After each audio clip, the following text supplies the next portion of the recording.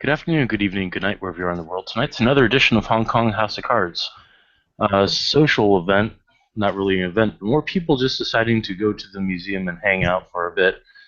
We'll see people entering the museum, just depositing their weapons, and then heading up to wherever the lounge is. So we'll go in order of people entering. I will enter first since I'm accompanying Meg's character, Hannah. Then Mitchell, then Solon, and then Tiger will intro their characters after that. So, a rather average-looking Shambhala monk who is wearing the robes, the brightly colored sunrise colored robes of a Shambhala monk, walking with a rather ornate uh, yet simplistic-looking staff, will come in through the back door, leading Hannah in. Will deposit his weapon with the security, and then head upstairs. So, go ahead, Meg, bring in Hannah. So Hannah is wearing a green outfit. It's fairly cute, but it's good for like combat or whatever, and if she needs it to be. But for the most part, it just looks adorable. Which is new, and now currently she will no longer be naked if she shifts. Thank goodness. Yes for enchanted clothing. Yay! Well, not really enchanted, but talisman dedicated clothing. Dedicated clothing, yes. So that saves her from potential awkwardness. And this is her, as she sees it, her last night of freedom. So she is determined to have a good time. Because she starts a training regimen tomorrow morning. Okay. Mox and Hannah will get upstairs, and Mox will start brewing tea. So go ahead and intro Mitchell. Shoshiro Hikaru comes in and has been here earlier today. He goes through the security checkpoint and all of the stupid human tricks that are involved, and then squarely looks down at his phone for the majority of the time walking into the place. Occasionally, his eyes flit around, and he attempts to look closer at certain aspects here or there. But mostly he just wanders back up from memory. Are you heading up to the To the lounge? Yes. To the lounge? Okay. All right. You get once your character gets up there, you can respond to this as soon as the others intro. You smell traditional Chinese white tea being brewed properly. All right. Go ahead, Solon. Okay, I was checking to see Byron's about to pop in. We might actually be coming in together. Can we have Tiger go first? Yeah, Tiger can go first then. Alright, Jason will come in through the back door and posit nothing because he typically keeps his weapons in the car. He will just kind of has to. What? Those aren't concealable. He kind of has to. Yeah, well, I mean, he has that one SMG that Desal gave him. Yeah, that's true. Like a long time ago. But yeah, he'll walk up and take the elevator up and just kind of look around at everybody. All right. So, Solon, do you want to wait a bit longer before introing in case you can get In case, yeah. I don't mind if I show up a little bit late. Okay. So go ahead and you smell Chinese white tea being brewed. Mox is standing behind the counter. Does pretty well at brewing it. So it smells very traditional.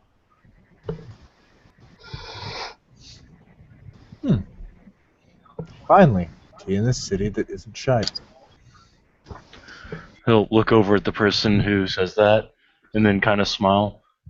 Any true son of the homeland knows the proper tea to brew in the city.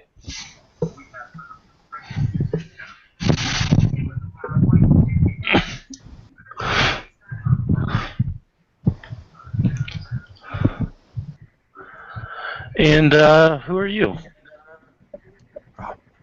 Shoshiro Hikaru, Woodleaf of the Tengu, humble servant of Amaterasu. I am Zhuge Ling Po, scion of the Po family and monk, priest of Shambhala, seeking the divine light of enlightenment by guiding people along the way away from their mistakes. He bows very deeply. It is a pleasure to meet you. That's right. What language are you using, just out of curiosity? He is currently speaking in English because he Okay. assumes that that's what he's run into the most here, are Westerners among the Shen, so he speaks English. All right, so he would be, at that point, Mox is speaking English as well. But I basically built this character to be a bit of a linguistics whore.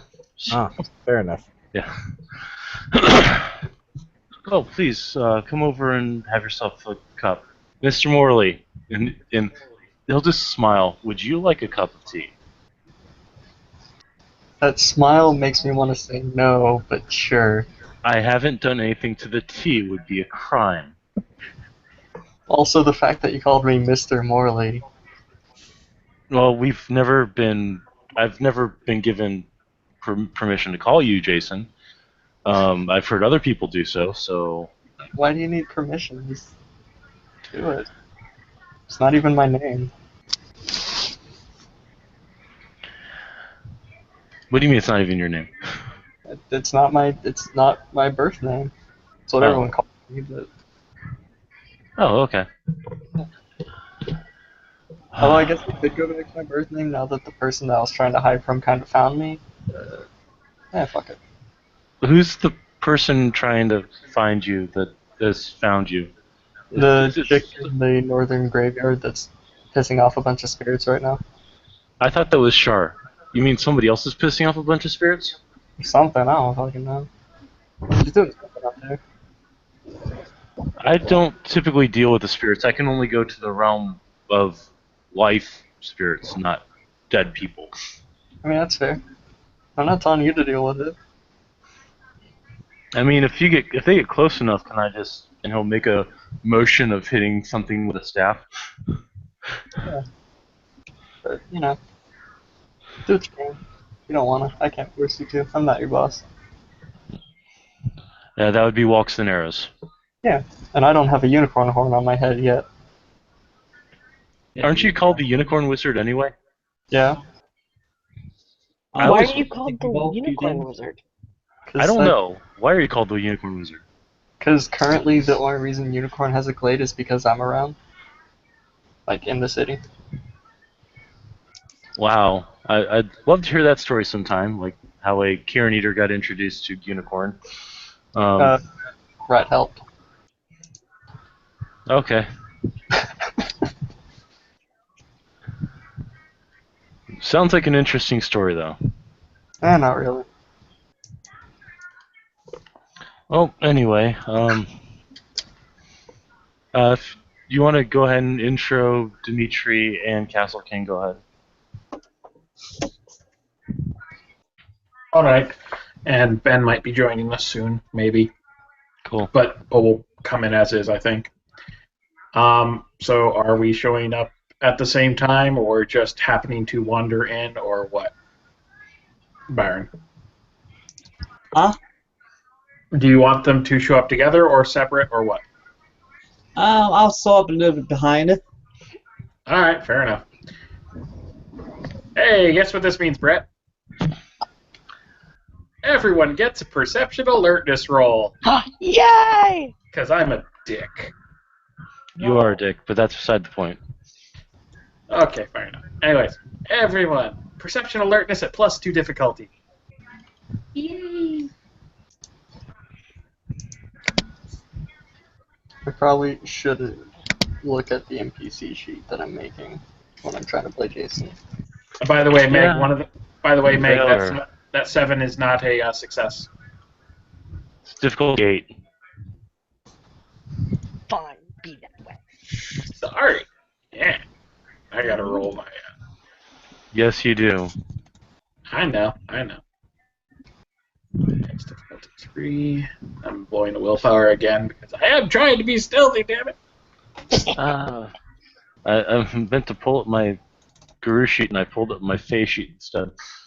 And Defender wins, so far Meg hasn't spotted me, Mitchell has not spotted me, and what about Jason and or Mox?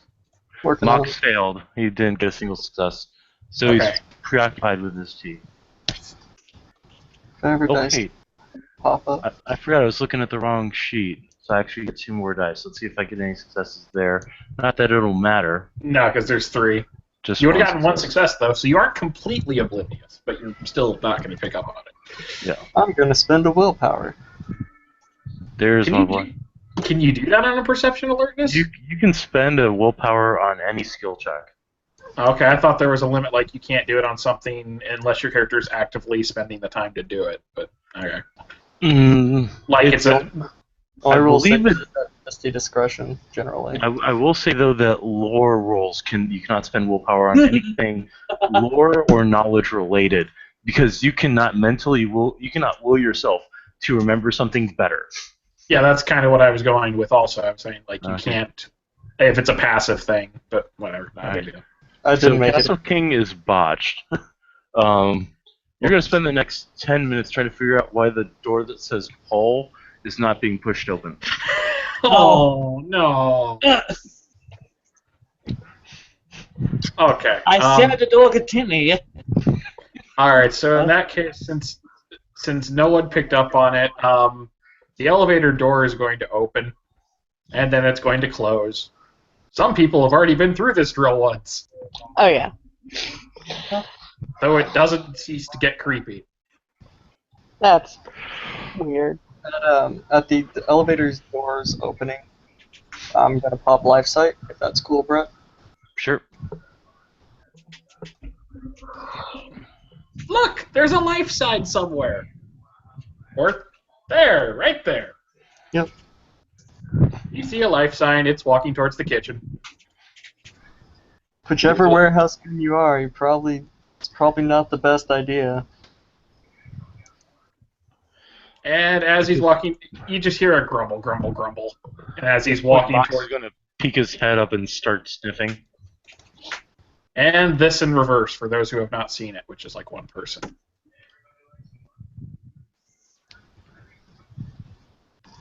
Just materializes out of essentially thin air, opening up the fridge and pulling out a soda, pulling back the hood.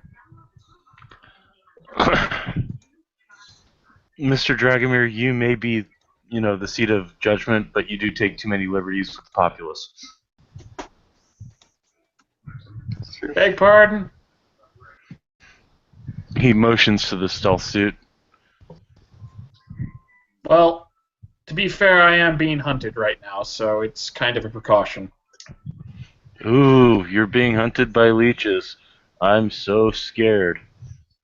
Well, since I don't turn into a giant creature capable of shredding them into little itty-bitty pieces, I am slightly scared, yes, now that you mention it. Hey, I don't shred them to pieces. I hit them with my staff. There's a difference. Yes, but the difference is in material in this case. Oh, come on. I'm sure I could teach you how to transform into something. Don't be a wuss. The last time something that strong was trying to hunt me, I just went and knocked on its front door. And how did that turn out? Pretty well. We saved the city. She doesn't exist anymore. And never did. Oh, Oh, that's the bitch that I kept hearing about. Yeah.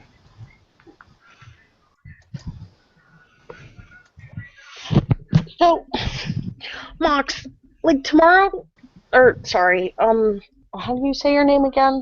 Juge. Juge. Sorry, Juge. Are you sure? Juge? Yeah.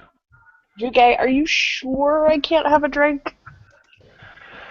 Technically, you're of legal age in Hong Kong, but you just went through what you went through, so I don't want you losing control and going big furry monster in the middle of the museum.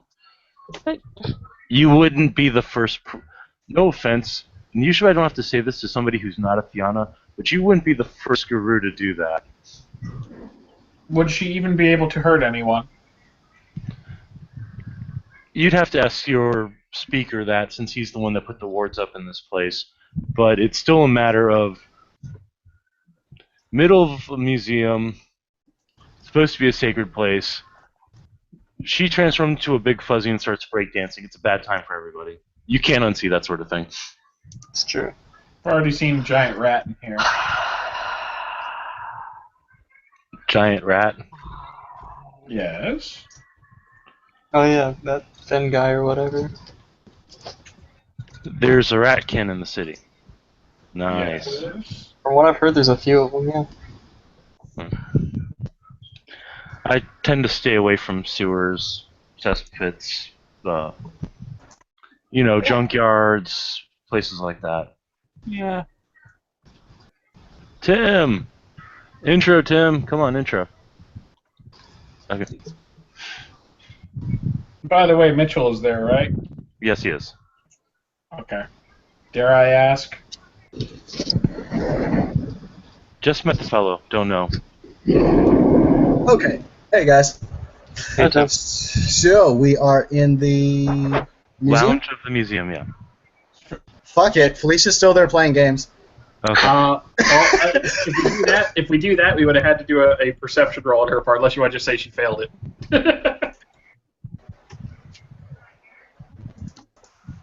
Do you know how long she's been playing those games? I'm pretty sure she would fail it. Yeah, she probably would have. Okay, fuck it. Difficulty 8 in this case. Fuck it. She failed. All right, you basically saw. I don't know if you even met Dimitri before this. Or if Nope, you did, she's it never was met like, Dimitri. well, the short version: elevator door opened, closed, and Jason started talking to thin air, which started to grumble. Then you saw a guy appear out of thin air, which, like he's wearing some sort of. It looks almost like a diving suit. Like a But he wetsuit? literally just, yeah, almost, yeah. He just pulled the hood back. He's drinking a soda right now. Well, then someone put on music, because I want to dance. I want to do something. No, let's not have the giant furry lady break dancing and breaking everything. Hey, she can dance. She just can't drink. Cause I don't want her shifting Now, without control. oh wait a minute. Out of curiosity, out of character, Byron, are you playing your changeling? No. Playing his Catherine County. virtual adapt. Oh, thank God. This isn't the one that just walked away from Felicia as she was talking him directly in the face. Okay. Yeah. That was going to be interesting.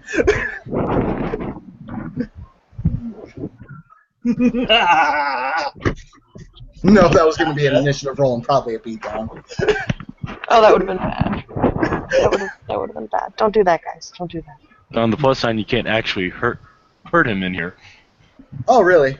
Then that means she can just wail on him as long as she likes. Yep.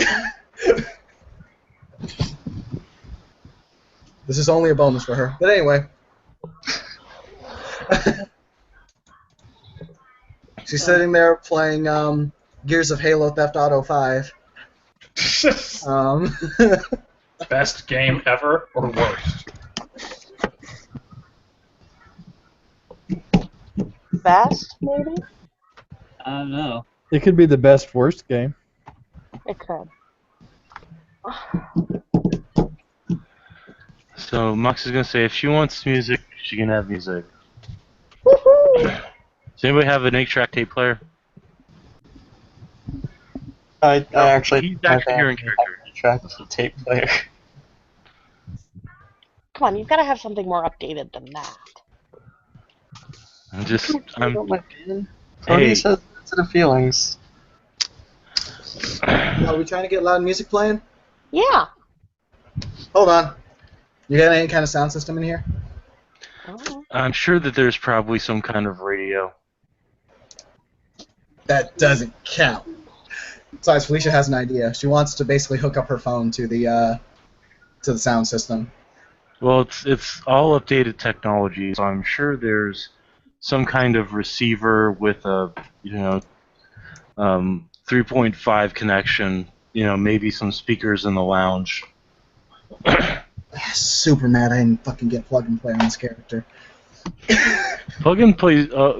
I have issues with plug and play, especially when somebody tries to hack a Technocratic instrument with it. So, yeah. That's fair. In this case, I just wanted to facilitate loud music. Okay. There is a way to hook up your phone to it, so it's legitimate. Okay, if there is, then she can go ahead and do that. And she'll be like, all right, Anna, what are we playing? Let's do Tovlo. Do what now? The hell's that? I have no clue. I've been out of the States way too long. Habits? Are these songs or groups? Okay, Tovlo's an artist. Habits is the song. Is this some top 40 bullshit? Well, I I don't guess even technically it made the top 40. Felicia makes a note in her head that Hannah's going to run twice as long tomorrow. I don't know, something I can dance to. Hey, Felicia, why don't you put on some Cascada? I can do that. The feeling. Moxwell well, he's known primarily as Juge here, but Juge will then kind of hold his head inside. Like, the real reason why I know that music is from watching anime music videos. Well, hey, man, That's fucking not less embarrassing. the first 2 years of fucking YouTube, right? Yeah, It was exactly. entirely just made out of AMVs, and most of them were just Bring Me to Life or fucking Animal I Have Become. Oh, the good old days. Out of character, all you motherfuckers know that's true. Yeah, really. Out of character, Arcus needs to play a character called Ben. I don't care what it is, but he needs to do that, because that would be awesome. That would be really, really good. I'll talk to him about it. I'm sure he's got another character idea somewhere. Okay, I'm sorry, I was down for the count for a bit. It's all good. We just started this not long ago. Yeah. Okay, you guys have any requests for characters, or do you want me just to come in with Marcus? Well, there's already technically three members of the Warehouse Gang here, so if you wanted to bring in Oscar, you could. Or Jason, Jason's a member in exile right now. you could. He's too cool for us. Pretty much. You losers in your science and you're not focusing magic through crystals and pentagrams. Oh, we'll have crystals soon. Don't worry. Oh, come on, Asuka can help you with that equivalent exchange. I'm sure she's got a chainsaw. Oh God. No, we're not doing FMA. Yeah, not me. Jason's the flambeau, not the Slifficatis. True, that's Michael. Yeah. Okay. So yeah. Actually, Wow. yeah, I'm feeling Marcus at the moment. If I feel Asuka later, I'll bring her in, but... No problem. You can say that Asuka's still undergoing a week of interest with Cordelia. Oh God.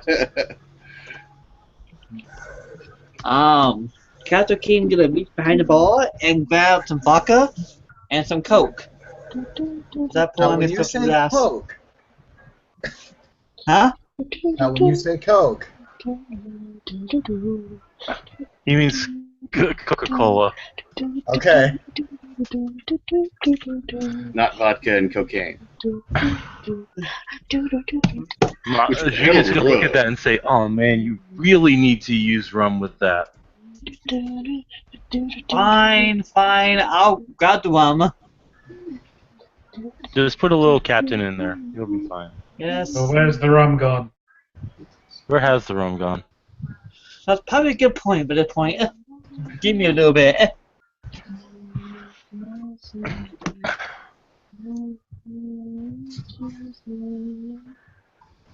So Mox is going to finish handing out anybody tea to anybody who wants it, and then he's going to go take his tea, is going to sit on his head, and is then going to drink it.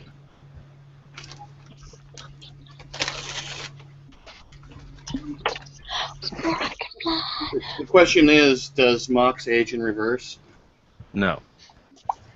By my side. No, he's a Ragabash. He's not a. I can't even remember. He's not an Orcan, so. Yeah, I made that joke the other night, Mitchell, and no one laughed. I laughed. I remember that. Yeah. Right. So did Felicia get the cascada going? Yeah, I'm sure she did. Yeah, she got it going. All right. Hannah's just rocking out. So over his tea, Mox is going to look over at Felicia and say, "So you're the one that walks and arrows wrangled into training this one?" Less wrangled and more I walked across her, and I found out that no one's really been teaching her anything, so I'm just trying to do what I can. Well, So, I would help out, except for the fact that Ashes thinks I need to learn to wolf more. Apparently, I don't wolf enough. well, that's something all of us need to do. I'm actually planning on hitting up Ash just for that. I mean, Anna can get, all the other training that she can have from me, but she can't learn how to, well, Yeah. You know me and mine. Yeah. You know me and mine. More akin to sitting and meditating and watching the stars than, actively putting people in the head. Though there was actually a member of my tribe who was in a room whose name was Boots to the Head. That's fucking beautiful. I want to meet that guy. At which point Mox will look down and say, "Yeah, I would like to meet him again too." Oh. Oh. Ooh. Yeah. She'll actually put a hand on Mox's shoulder, well, in this case, Yuge's shoulder, and say, Juge will sit up so that you can actually do that, because otherwise you're going to be putting your hand on something else, like a knee or a foot or something. breaking the first hymn of the litany! Going to come empty glass. Yeah. Look at Dimitri. What are you doing again? You were going to drink some rum and coke, I think, and try and get drunk. You know that's not going to make the nightmares go away, right? Yes, it will. Watch me. Pour some rum and then put some coke. Look, if you're drinking to forget, why are you even bothering with the coke? Like, legitimately. That's a very good question. I can bear you. Not guess you. Not like have on this you. Fun. Hold on just a moment. There's a bar here, yes? Yep. Yes. Okay. Shoshiro will go to the bar, and he will begin searching for some sake. He will find actually probably one of the, not the best bottles of sake, but one of the best bottles of sake you can find outside Japan. Okay. So he's going to grab that and a couple of glasses and go and sit down in front of the gentleman with the rum and coke. Please, allow me. Okay. Which Felicia ain't even. She still doesn't understand why this man doesn't just go with the rum if he's drinking to forget. I still want to know what you saw, because since for a while now, at least the past 2 days since I've seen you two, you've been looking like shit. He points to Dimitri and he points to Castle. This ain't even the worst of it. I'm fine. I just need to forget. So, Alright. do I just drink this straight up? Yes. Just kind of take up. Okay, he drinks it. I don't know if you've ever had sake before, but it's an acquired taste, to say the least. It's like vodka that tastes like rice and smells like socks. And not clean socks either. Yeah. Ugh. It is definitely an acquired taste. Yeah. If you want to go Parents will ahead have and Felicia intro as no drinking Marcus, root go beer. ahead. All right. Since the last time that Marcus has been in here, which was not that long ago, he's been wandering the streets, kind of getting to know the place. And so he comes back here. drops off his ancient weapons at the door, heads up the elevator, and pulls out a notepad while he's writing up. He also, once he steps out of the elevator, looks around to see if there's any no smoking signs. Just waiting I for it. don't know, but I'm sure the current spirits in here would purify any smoke drifting up. By the way, I got a 10th person coming in. Alright, are we at 10 or are we at 9? We're at 10 once this 10th person comes in, I think. Wes just walked in here, so Okay. it's Dave. Okay. Dave's not here, man. You don't know. Alright, so yeah, there's no smoking signs. No, there are no smoking signs. Okay. Yeah. In which case, Marcus is going to pull out a cigar and attempt to light it. It'll light. Puff, puff, blow smoke. You'll notice that the smoke will make it probably about a foot away from your body and then dissipate into nothing. He actually grins at that, finding that rather amusing. And we have a Nagoma. Yay. Ooh. Mox is going to look over at Marcus and then say, well, all we need now is a Fae and the set will be complete. No, I'm good. I'm good. Looks over at Felicia and is just like, oh, come on. Nope. It's too bad your deed name is private for class. We could totally make it hits the Fae. Marcus nods in greeting to Felicia. Oh, yeah, Felicia will go ahead and nod back. Not quite as, hard and, very veiled hostile like it was with, Aldwin, at the very least.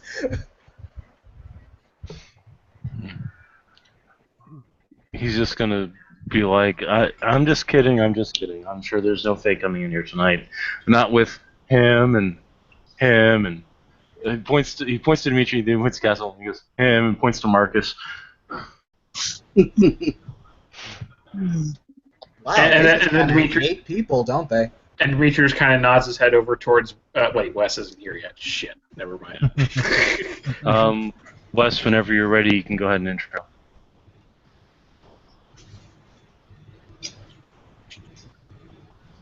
I assume we're at the museum. Yes. Yep.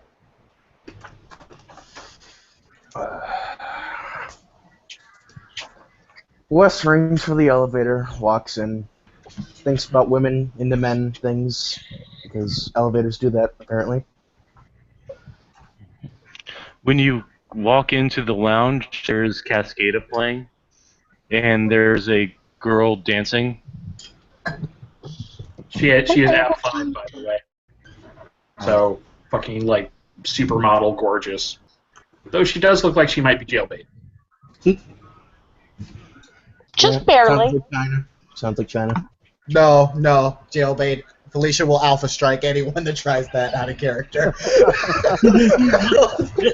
Technically, in Hong Kong, she is legal. Don't matter. California rules. California rules, that makes you hella nasty. Look, people go to Taiwan if they want to break the age thing, okay? They don't go to China. China if you want to get into, human trafficking. Yeah, no, that's why Felicia's like, nah, son. Hey, Tim, on the plus side, if you piss off any spirits, I can totally give you right of contrition. Sweet. I'm gonna pour another thing of sake. I'll pour one for what's your name? Mr. Hikaru. Hikaru. I'll pour you one. Thank you. Here we go. 2 forgotten things. Senpai.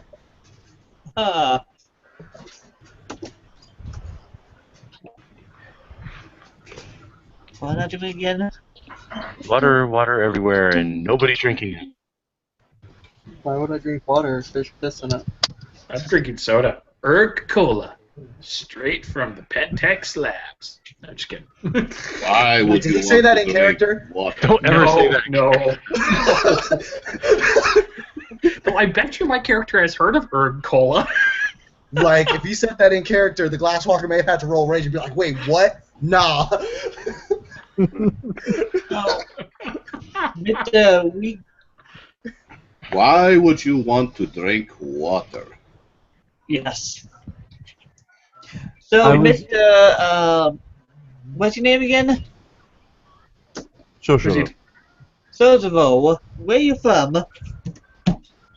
A small mountain village in Japan. Really, I was gonna suggest, downtown New York. Your accent totally fits. Equally likely. Street samurai. As for So- drinking water, I have been told that if the gods had wanted us to drink water, they would not have planted tea. Fair point. Very good point. And Right. at that point, he'll heft up his cup of tea and take a sip. Didn't they say that about beer? What'd you say? Didn't they say that about beer? That if we'd meant to drink water, we wouldn't have made beer. It depends on the culture. I think the Russians say if God had meant us to drink water, he'd not have invented vodka. Too bad the only Russian we know is not here. Sorry, Bosco. Wait, hold on. He'll look at Dimitri. You're not Russian? Wait, No, I'm not. What I the thought you were. you... Your name is fucking Dmitry Dragomir, and you're not Russian or Slavic in any way. I have Slavic ancestry. There you go. Things weren't adding up. You- I totally play it straight from the west side.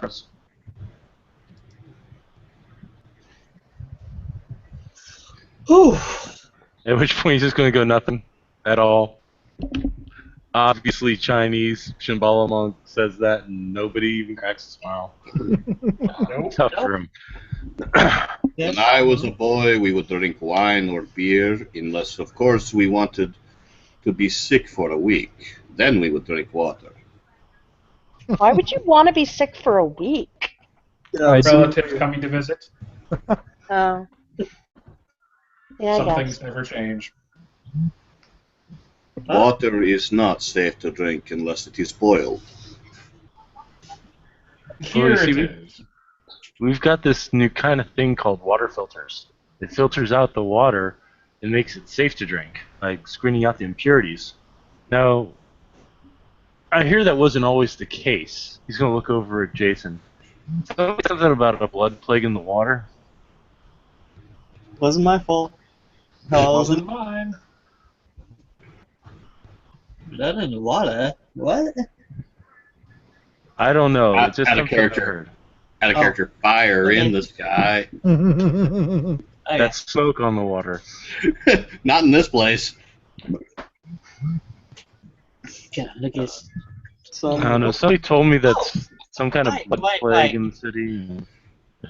Sorry about that, Mr. What's your name again? I'm sorry, me? Yes. I know your name. Shoshoro. First of all, nice to meet you. I'm Castle King. It's a pleasure. Dimitri kind of mouths over, like, from where Castle can't really see, and it's just, like, mouthing to Shoshiro, he has really bad memory. Like, this is not an OC thing, this is an IC thing. Wait, what's up? Castle keeps asking Shosuro what his name is. He keeps replying, and Dimitri from behind. Castle Yeah, King basically. goes, mouths, he has really bad memory. At this point, Shoshoro will reach into his pocket, pull out a business card, slide it across the table, with another cup of sake. Actually, I'll put the part of the cup. To forgetting things. Not that. It's about etiquette. To forgetting bad dreams. Gunpie. And Samuel. You look Oh Excuse God, me, don't for a pass minute. out on me. It's sake. Really, don't pass out on sake. Woo! I'm out! No, you He's can't hot. pass out on. Damn, Justice That's Dimitri how was trying to sake. talk that good shit. He's down. How could you pass out on sake? Because I can tell you. Felicia It's just look not over sake. like, I don't know, It's man. soju. So look over at Dimitri and be like, I don't know, man. You're doing a lot of judging for someone that ain't in the game. It's true. Oh, no. Out of character. That's not actually Japanese rice wine. It's Korean rice wine. Demetrius kind of grumbles and pulls out a With my medicine skill and my one rote, can I try reviving him essentially? Which route? The gel, it's like a healing cleansing type thing. No, because it's meant to that gel is meant to close wounds. It's not meant to actually. It can do one dot of healing. Yeah, It will heal one health level, but it's meant to close wounds. For the purifying, toxin removing stuff, you actually need the stuff that Arthur has. Oh shit. Well, I've got some of those, just not on me. oh, I was getting ready to say, you could fashion something out of the materials here, but then I remembered you're not a mystic. Yeah, he kind of can't fast cast. I'm sorry, you know I'm just giving you shit.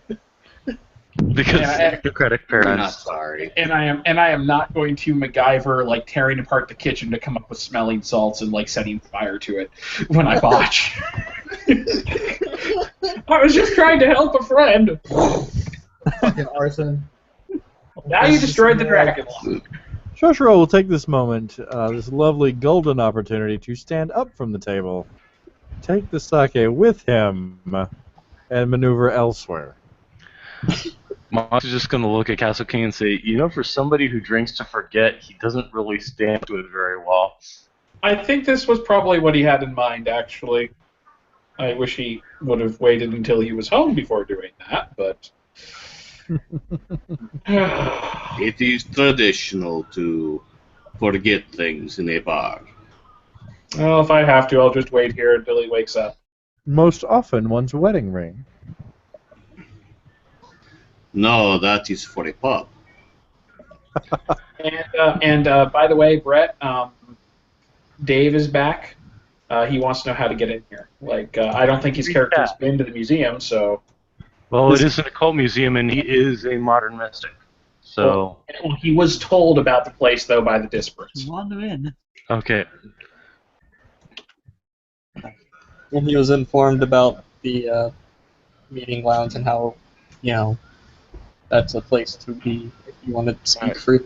Did he get a card to come up, or is he pretty No. Okay. Do we still need a speaker to vouch for that, or can it be any officer? It can be any officer. However, it's basically you've got a guy that's going to go down there to investigate, who's going to be down there looking around. Acting all creepy. Yeah. No, actually, if you are unconscious, you're having your nightmares. Oh. Damn it. And I'm gonna PTSD.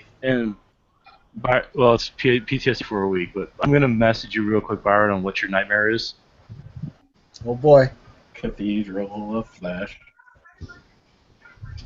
He's working at McDonald's. Oh God. No, that's a phase nightmare. No. No, a phase nightmare is fucking Dimitri with tax returns. Well, I just wanted to help you get your tax returns done. I'm just trying to help. Wow, I just all of a sudden dropped and now I'm back. Yay. Oh, okay. So what should we do with intro thing? Should we just have him say that he comes in, or to the downstairs? into the downstairs. He's got to find his way upstairs after that. Yeah, he probably would have had to turn in all his weapons too. Yeah, any weapons he would have been asked to hand over. A dark-skinned man of average height makes his way into the entrance of the museum. Having no weapons to be confiscated, he is quickly let beyond the checkpoint. Okay. Sweet. He No looks weapons. he looks around for any gatherings that might boy. that might be going on. Okay. Well, for right now, there is a Hispanic woman. He's downstairs. He's downstairs, not Oh, upstairs. he's downstairs. Yeah. Oh, I'm cool with him just saying he's upstairs, but all right. Well, the problem is he doesn't have a card, so he wouldn't have been let up. The Okay. elevator requires a card. All right. Sorry. Sorry, I was hoping also, but could he like ask the employees maybe or something? Like he'd been told the things to say, and if they have a guy who's asking about houses and stuff, they usually like try and call someone. Yeah. maybe Unfortunately, they. the person that gets called is not the person that can. It would not be pleasant with how he would get him up there. Who? Gone, the form of man. Oh, did you ask again? Well, yeah, okay, so Adam, basically you'd be on the first floor of the museum. I assume there are still people about, but no obvious gatherings of supernatural people. I mean, whatever that would look like.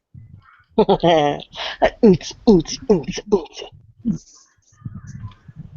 Woo. 2 successes, not enough. The man in the suit walks around and observes different exhibits. More specifically, the people admiring said exhibits. It's mostly ordinary people. Well, not ordinary people, but you hear people snickering, people taking selfies in front of exhibits, things like that. Can the regular people be specifically singled out and identified? Not really. Probably something that needs to be changed with color-coded bands or something at some point, but the owner has not seen fit to do that. A person wearing the uniform of a docent will walk up to you. Good evening, sir. How are you enjoying the museum? I'm quite enjoying it. I just believe there might have been a gathering this evening. A gathering? Yes. I came here to meet with a few friends, but it seems like they're not here. Are they part of the VIPs? I believe so. Yes. He's going to tap something on his phone, on his headset. He's going to walk away, speaking in Italian. Then wraiths everywhere. Spend a willpower. Oh, damn it. 2 successes again. At which point, Morley is going to get a message, or is going to get a text message from an unknown number. He'll look at it. It says, "This is the special friend in the monitoring room. There's somebody downstairs looking for the VIP section." He'll message back. Okay, Mr. Okay, whatever. He'll look up at the rest. I'm gonna go check on something real quick. I'll be right back. You want me to come with you? If you want, like, I can't really stop you. I'm not your boss. Yeah, that's true. On second thought, I'll stay up here. I'm kind of useless without my staff. Oh, then I'll go down with you. Alright. Jason will, I guess, hop in the elevator, hold the door open for Dimitri. Dimitri, like, hesitates for a half second as if just remembering he's in his stealth suit and then shrugs and turns invisible. So, Cancer King will shoot a dream top of his lungs, fall backward and tumble backwards. Oh God! Mox will jump. Well, basically, best way to describe it is House of Flying Dagger style. He'll jump up onto a chair with perfect balance, not tipping it over, and adopt a Shaolin fighting style. Motherfucker, we ain't going for style points. Do they do this often? I don't know. This is a first. Jason will look at That's a Dimitri. fucking. That did not look like a first. That looked like a trained reaction. Jason's gonna look at Dimitri. Man, I don't. Probably not, but fuck, whatever. They'll be all right.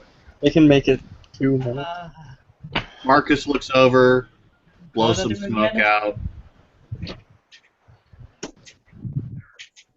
shakes his head a little, and then goes back to reading his notes. Felicia kind of looks over at. She looks over at Marcus, right? And she was thinking, she was about to say, you know, those will kill you. She was about to say that. But then she realized how offensive that was going to be. So she just kind of shuts up and just keeps drinking her root beer. So What you should have said is that's going to kill us someday. Yeah. Mox will hop down and help Castle King stand up and sit down in a chair and say, "The fuck." And this is coming from a monk, by the way. The actual fuck. Huh? I don't know. I didn't. Dude, you sounded like you were being murdered. Was I? Yeah. I looked just fine. Maybe you shouldn't go back to sleep. Just out of, I don't believe I've had enough to drink to deal with this. I don't think I have, and I don't drink. So. Drinking? That sounds perfectly fine for me right now. Go to the bar. That I don't. Just I'm just gonna let this happen. let it ride. Just let it ride. Mox is going to walk over and start making him a drink. It's going to be black. It's going to be deep black liquid. And I need 4 dice. Yes. Anybody want to make a perk alert on me? I would, Sure. but I'm in data. Okay. I'll do it. All right. Well, while we're discussing that, you guys get downstairs and grab Adam. Yeah, Adam, open Oh, up damn. open up the dice stream on the left-hand side, if you would. Dice stream. Let me find. Here it It's is. a yellow circle. Open it up. Mhm. On your sheet, combine perception and alertness, like whatever those scores are ranked at, and roll that many dice Yep. on the tens. Let me find that on the list. Yeah, tens are towards the upper right, below the 6. Anybody else making the check? What check is it? Perception alertness. Is it a new perception alertness check? Did you roll when I said roll perception alertness on me? Which time? Just now. Just now? No, I did not. Okay. You How- can. I did not hear that. Just How now. would that factor Okay. in for a 1 and a 2? And that would be 3 dice. If your perception is a 2 and you have a 1 in alertness, then that would be 3 dice. All right. Yes, How do I enter this then? when you've opened up Dice Stream, it should open up that panel on the right-hand side. It has. You look where it says 10, All right. and you hit the plus symbol next to it 3 times. You and got hit 2, roll. so you don't see anything. Okay, I have that. Everybody else isn't paying attention. So I just So- hit roll now. Yes. Alicia will see that while Mox is making this drink, he is What did I roll? surreptitiously dropping a shot of Red Bull into it. 1 second. Nine, Alicia's gonna let Juge be that bitch right now.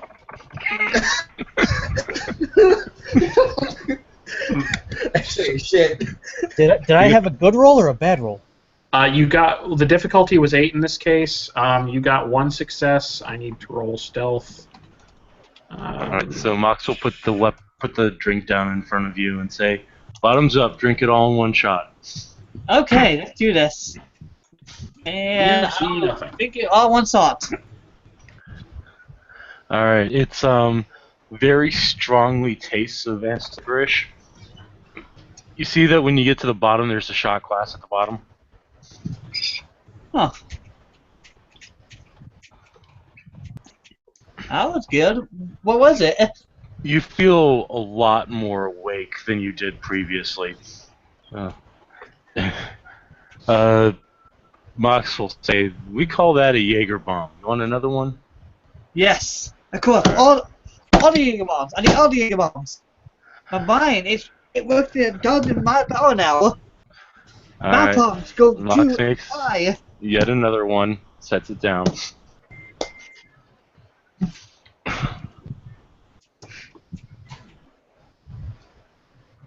Marcus is just watching this train wreck happen with Yeah, a please. slightly amused and knowing look on his face. Yeah. I'm gonna get a headache by some of this. Oh my God. I will suck it down again. You are still awake because Jaeger bombs are horribly bad for you. Yeah. Do I need to make another You summer feel roll? yourself you feel yourself getting drunk, but you also feel yourself getting wired at the same time. At which point, Mox is going to sit down the third one and then say, "This is your last one, so make it count." Oh, I do this. And I will suck it down. Alright, you roll stamina. Yay, let's do this. Wouldn't recommend botching. Give me. Nah, botch. I need this. Fuck. All the botches. Alright, it's actually a point where a success will make you pass out. Because if you botch, you go tachycardic. Oh god.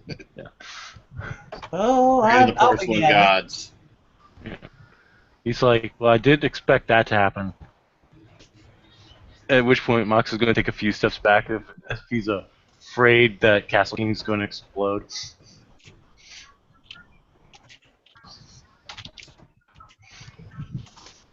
Marcus looks around for any bathroom signs, and if he's in the path, he's going to quietly take a few steps backwards.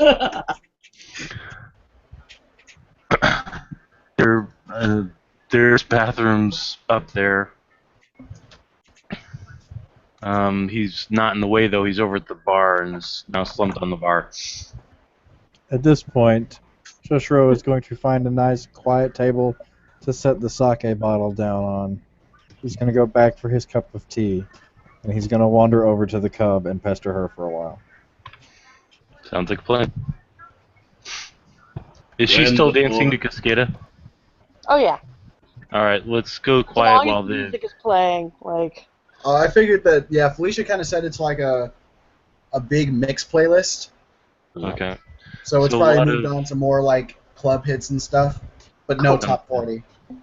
Yes, Okay. definitely no top 40. How about Alright, so- Naruto? We'll us in the lounge will go quiet while Tiger and Solon handle Adam down in the bottom. So We'll handle it. Okay. So Jason's gonna look around and I don't really. Who sticks out like a sore thumb? The black guy in a suit. No, I was gonna say, like, was he giving And away? it's not. there's actually he's the guy in the suit is actually standing next to a guy dressed as a docent. Okay, So- he's gonna walk up to that guy. What's up? The docent who you've seen running around every once in a while will nod to Jason and then walk off. Okay. How are you, sir? Yes, I'm trying to get to the gathering. 1 second. Out of character, check him for a katana. He's a World of Darkness character. They all have katanas. Oh shit. But he might be a Highlander. You never know. Check him for a katana. He's looking for a gathering. He's at. Oh, sweet, there's never been a black You're right Highlander. with fun. Yes, there was. There was one in the movie. There was one in the first movie. There was one in the third movie. Damn There you, was, like, nerds! Damn 15 you! in the series. Alright, I'm just gonna do it. It's like, oh, well, I'm gonna try again. I'm pulling up Spirit Sight so I can check his aura. Prime Sight also, or I can do Prime Sight actually. If Oh, I pull out my there goggles is real a fast. if you're Arte's Spore Tiger, I don't know how Brett would feel about it, but there is a house rule. Well, not a house rule in like Mage, where if you have an Arte score 3 dots higher than the sphere you're going to use, you can just activate it for free. Yeah, it was up to Brett. One success. That's something I've never. I know it's an optional house rule. It's one I've heard before, but it's still a little iffy in my books. That's fair. Basically the only book that I allow to activate is something that does not actively. Well, you're an adept. So do you have a level 4 sphere? Nope, not yet. Then you can't. Okay, that's fair. Yeah. Like it really is ST discretion. It is super optional. Two successes on Prime Sight. 3 successes on Umbral Sight because of the increased difficulty from having to cast it multiple times. Actually, I think that's 4. Yeah, that just barely falls in now. Now, are you rolling this in the lounge or on? He's out there rolling it on Mr. J. Sharpener. Yeah. Okay. Okay, so what would Spirit Sight reveal, Tiger? Aura Sight, his aura. So I think he needs to know what that would entail. It will let me know what kind of supernatural you are and how you are feeling, and any weird things like true faith or whatever. It would also let you know resonance because of the spirits gathering around you. Yeah. Okay. So like dynamic or static or entropic or whatever. Yeah, dynamic would register with having wild spirits fluttering around him. Entropic would have worm spirits fluttering around him, though they'd be minor ones because they're inside the wards. And then Weavers, he'd be having data spiders clamoring around him. OOC, I'm looking through my character sheet. Could you relist in text what you'll need so I can just get that for you? Yeah. I apologize for just needing that, but I'm just trying to keep track of everything. Dude, I didn't even know dice when I first got here. You're cool. Yeah. Well, correction, Solon. It's Avatar Essence, not Resonance. Resonance is a different thing. All right, Avatar Essence. Okay. And then I already know out of character what kind of supernatural you are, so you don't have to worry about that. Well, no, they just said resonance because they said a dynamic. That was my fault. It actually goes based on essence, not resonance. Okay. Wait, what if it's questing then, Brett? If it's questing, there are no spirits around you. Or if you're a spirit magnet like Arthur tends to be, there's a lot of spirits around you of different types, trying to get your attention all the time.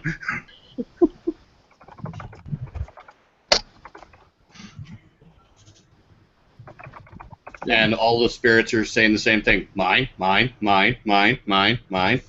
Yeah. You needed one more thing, correct? How you're feeling. Like what mood you're in.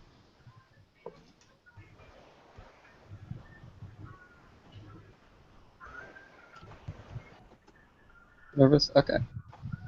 Yeah, Jason will look at you, and then he'll kind of blink a few times. Okay, yeah, you're good. I'll go get you a card real quick. Just wait here. How many points of quintessence is he holding, by the way? That's only if he's using Prime to look into his pattern. I did. I still got the roll up. Oh, okay. Yeah.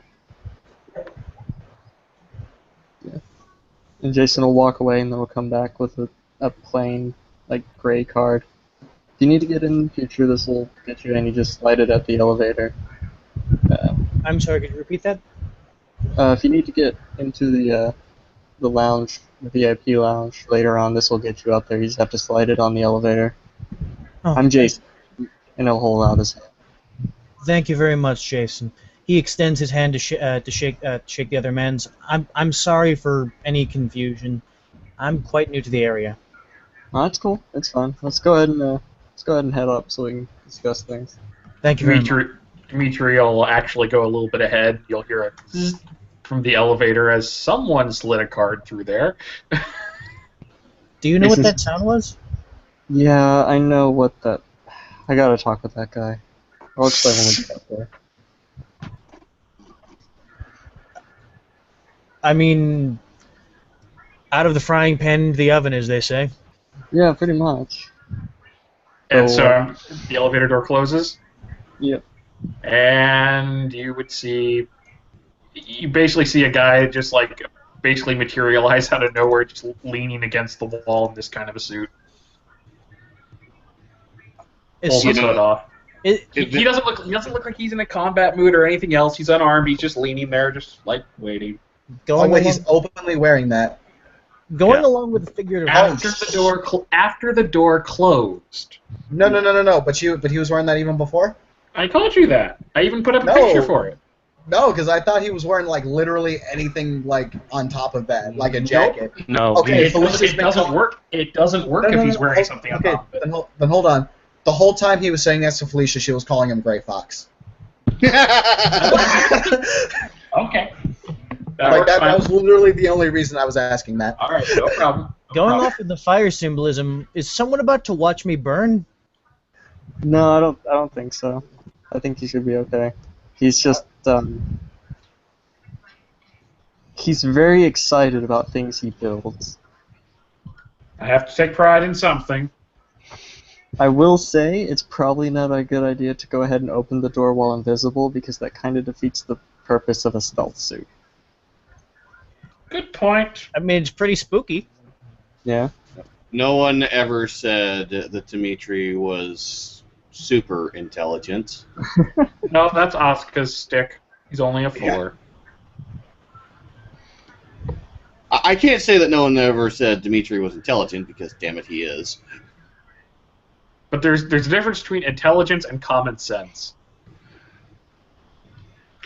Anyways, so Dimitri pulls his hood back, which means I get to switch pictures. Yay, thank God. Extends his hand towards Martin. Dimitri. It's nice to meet you, sir.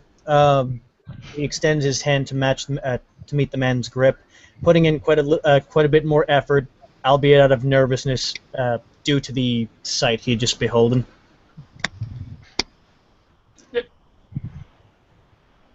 He just shakes the hand, firmly, pleasantly. Let's go. Okay then.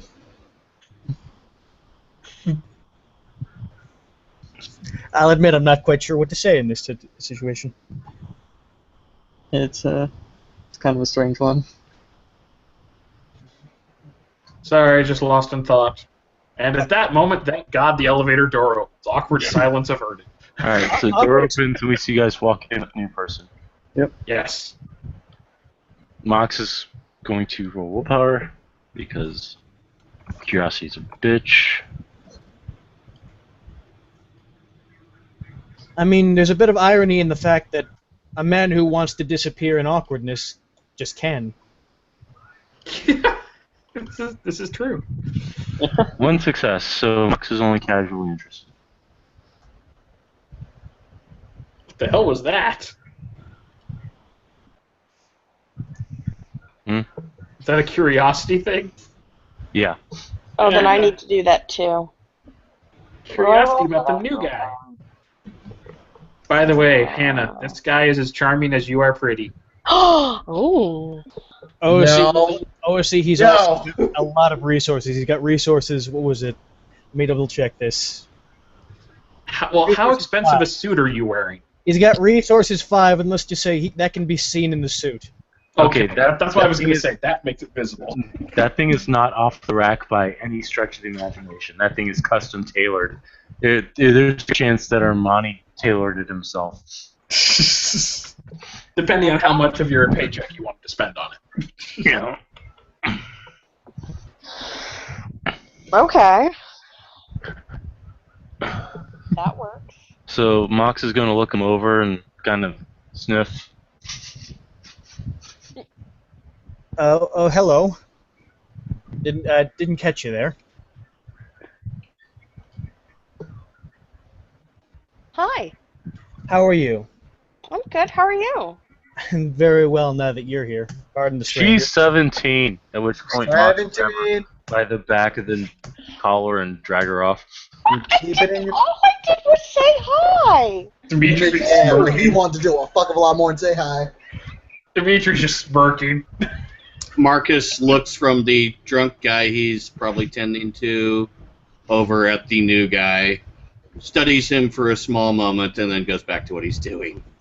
Martin gives the bartender and the woman that just got dragged away a small smile, smugly satisfied with what just occurred, even if he has no idea exactly what happened. Just so you know, the bartender, his appearance one, and is dressed like a Shambhala monk. So, full full sunrise-colored robes and everything. Shaved head too. So And he's only pretending to be a bartender. yeah, he's going to set down Hannah next to Felicia and say no at Hannah, and then look over at the new guy and walk over, extend his hand. I'm Zhuge Lingpo, monk of the Order of Shambhala. Martin extends his hand to meet the monks. May I call you Zhuge? You may. All right. I'm not entirely familiar with customs yet, and I didn't want to get that wrong. My name is Martin. It's very nice to meet you. Nice to meet you too, Martin. Welcome to our merry band of imbeciles. At which point he'll shake his hand firmly and then walk back to the bar. So, can I get you anything? Whiskey neat. Scotch or Irish? Surprise me. Oh Reckon no! it is. Oh no! I'm sorry I didn't catch that. Nothing. All right. Out of character, I'm so sorry for what is about to happen to that character. Yeah, no, Felicia's just like, oh hell. Brett, He looks to the side and immediately offers the drink to the nearest person. Jason takes it. Just because you helped me earlier, I want you to have this. Well, hold on. What reason does he have to pass the drink? He's just being nice. Alright, Mox will walk back over with a... It smells like Seagram 7, which is a type of whiskey.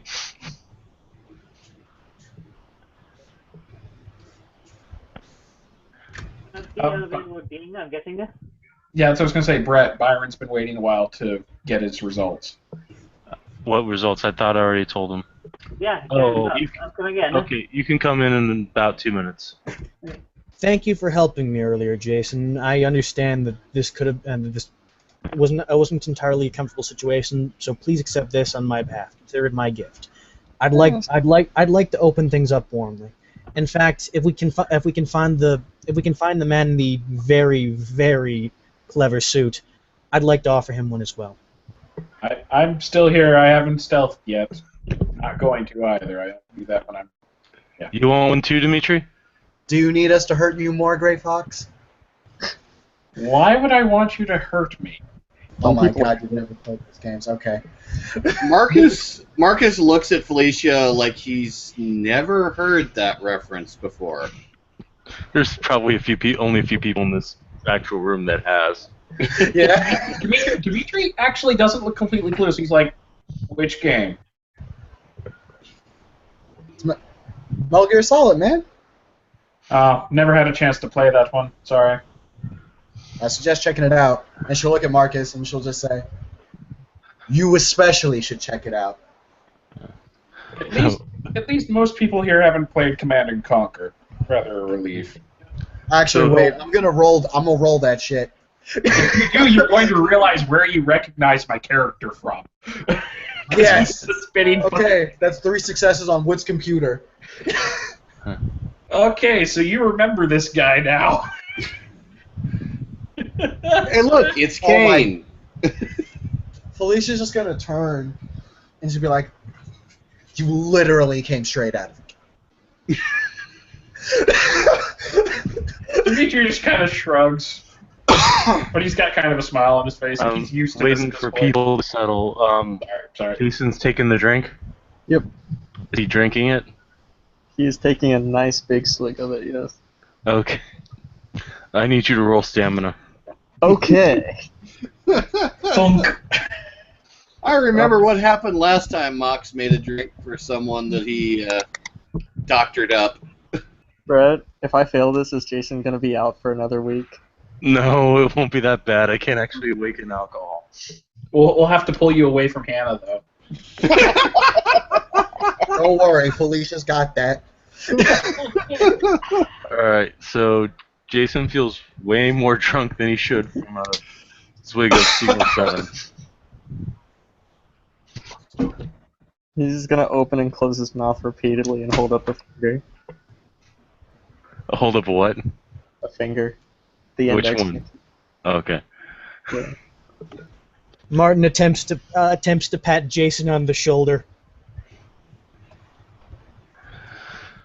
He'll look over at Martin. Do you want another one? For the other gentleman, yes. No, thank you. Send one along to the man in the very, very impressive suit. The No, gray thank one? you. No, thank you. I appreciate it, though. You don't want one, sir? Oh, I apologize. Is there anything else I can get for you? I want to open everything up very well. I appreciate the offer, and I will consider plus 10 approval rating if that helps. He's kind of like smirky since they're bringing up video games. Mox The offer is set appreciated. down a orange soda in front of him that's still in a closed bottle. Dimitri's gonna look at it, and this is like the literal expression, suspicious. Martin looks at Dimitri. Don't click on any suspicious links. All of this conversation looks like it's going right over Marcus's head. Dimitri's going to very hesitantly open the soda, and he's like watching. He's watching. He's watching Mock's expression. He's got his hands behind his back, just smiling. Can I like perk empathy that shit? All you've got to remember is rule 1. Beware smiling monks. Yeah. And smiling ragabashes, though I don't know that. Yeah, one. you can perk empathy. Give me 1 minute. I've got to pull up my manipulation subterfuge. Jason's just kind of like hanging on to Martin's shoulder for support, but trying to make it look like he's just being friendly and failing horribly. 2 successes. Go ahead. Martin plays along with Jason, putting an arm behind his back to lift him up just a little bit. And unfortunately, I did not score 3 successes, so I am completely suckered in. God damn it. Alright, it's a closed container. We'll just, You can't get you if it's closed. He pops it and sniffs it, It smells like orange soda. takes a sip. Just a little tiny sip. It tastes like orange soda. You did it. Roll a stamina roll.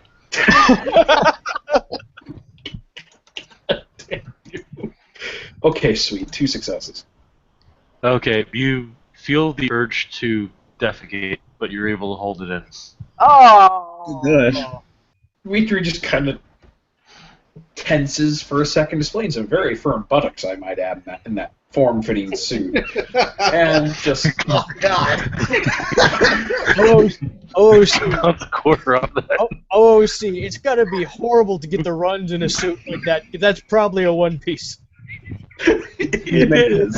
Oscar will make him hose it out himself later. I get the feeling he's making a mental note. Remember to put bathrooms in the suit next time.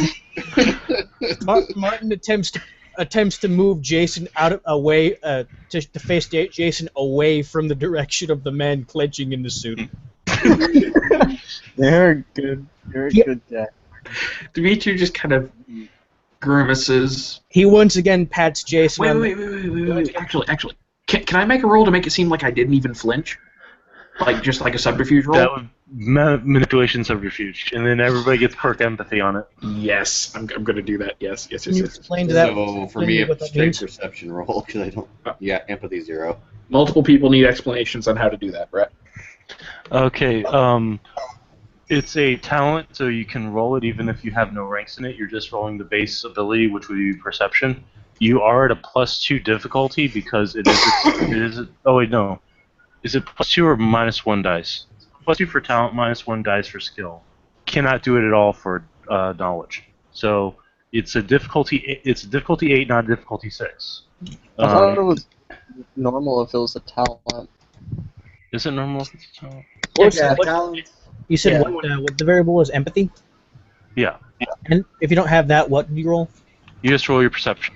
Okay, so you're right. There's no penalty if it's talent. But Adam, you're going to want to hit the clear button on the dice stream. Of course. Yeah. Let me find my perception. No problem. I highly doubt anyone's going to pass this unless I roll really badly, because this is actually what the character was built for. And I finally got one.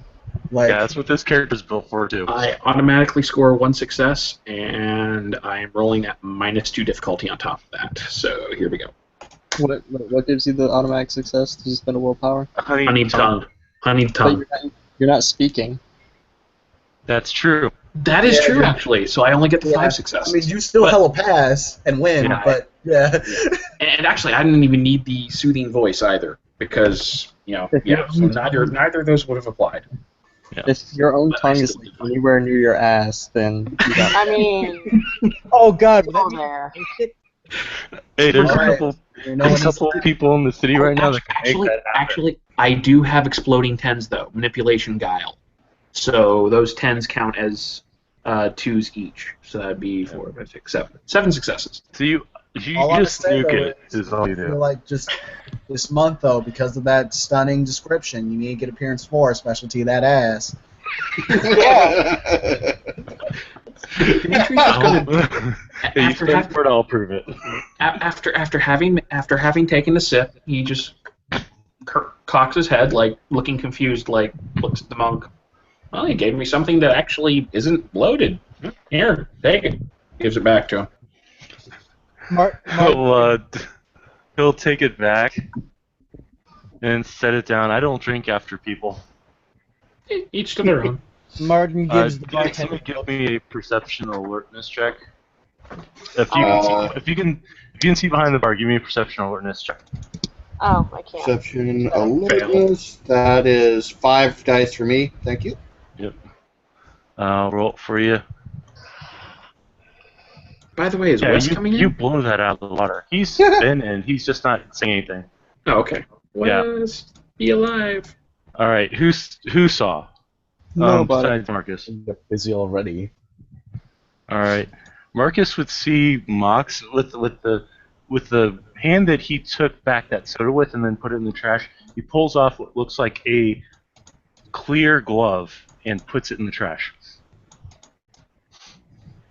Martin gives the bartender a suspicious look.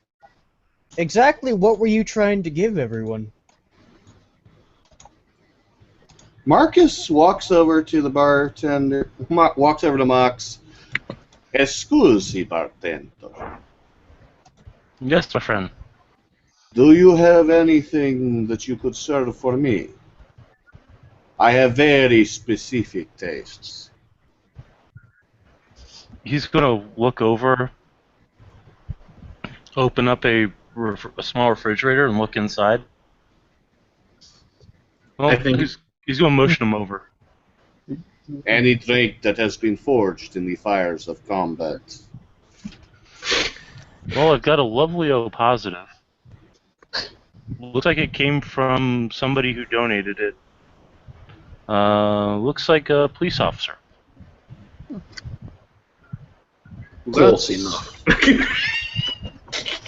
That will work.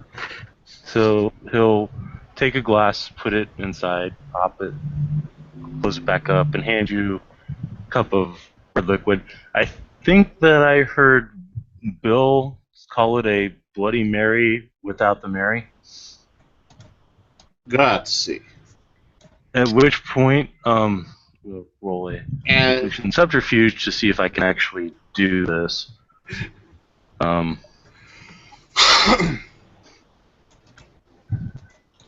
One success. Anybody want to perk empathy? Sure. all I've got is Who- my perception. You can roll that. I'll give it a roll. See what happens. All right. I'll roll 3 for my Woo! perception. Get it. 3 successes. Dice You loves me tonight. don't botch, but you fail, so you can't tell. I got 3. Okay, for anybody that got more than one success, Mox looks visibly disturbed At what? at what he just did, At what who just did? at what Mox just did. He looks visibly disturbed what he himself just did. Mox is the bartender? Yes. What did he just do? I missed that part. I was just making the roll. He went into a refrigerator in the bar area and poured something red into a glass and then closed it up and handed it to the obvious vampire. All right. Yeah. Cool. No. Okay. Yeah. Felicia knows why. Yeah. Okay. Yeah. Felicia gets that. They may be friendly, but goddamn leeches. Yeah. Gotta facilitate this bullshit. Marcus will raise the glass, nod his head in thanks to Mox, step back and take a sip.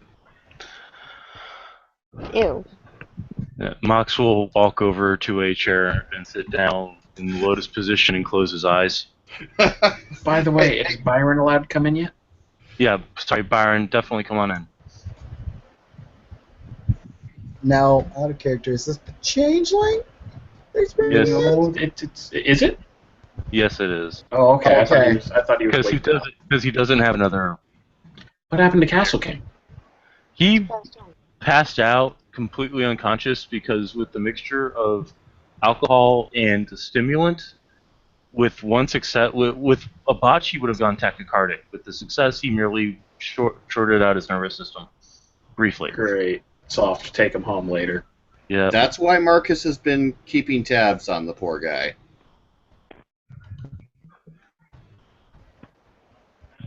Oh, joy. So he'll, a tall man will walk in, pops his neck, and looks around. Tall and blue-skinned. Well, blue tinge. Immediately. Blue tint. His skin is very, obviously it's got a blue tint to it. Well, we're not enchanted.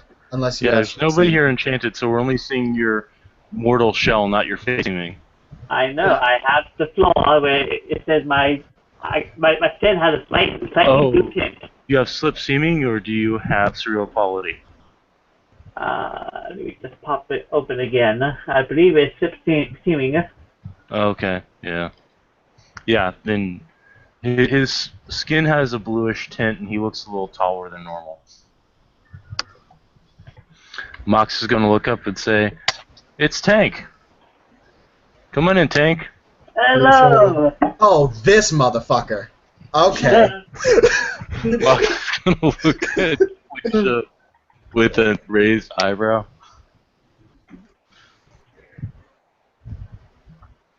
What did he do? I don't know. Mm-hmm. Yeah, whatever. Whatever the fuck you want, just don't get around me, yeah? Alright, that's about enough of that fucking bullshit. You, what the fuck's your deal? I look at Felicia. Nah, man, I remember I first came up in this bar and I was trying to be hella friendly and shit because, you know, that's how we do. I walk up to this guy, he literally walks away from me to my face. Do you So- like technology? He's Sorry. saying that directly towards Felicia. I can dig it. That's why. These Sorry, I gotta keep fucking, my voice down. fucking House of Cups, they fucking hate, like, boring shit like that. They can't stand it. It physically pains them. Perhaps it should if it causes them such rudeness. Exactly. I'm sorry, I don't follow. Exactly what are you guys talking about? Don't know. Hannah's going to take this opportunity to just scoot around back behind Felicia and explain to Martin what's going on. She sees that. Yeah, I know. Mox sees that too, and it's just like, And okay. Dimitri's wandering over in that direction also. I'd like to point out that for anybody that doesn't know what's going on, you're in good company with me, because I don't either. Exactly. No. Felicia just has rage 5, and she's gonna be that bitch right now. Hey! I just want to point out, Felicia, 3 pentacles are now surrounding your cup.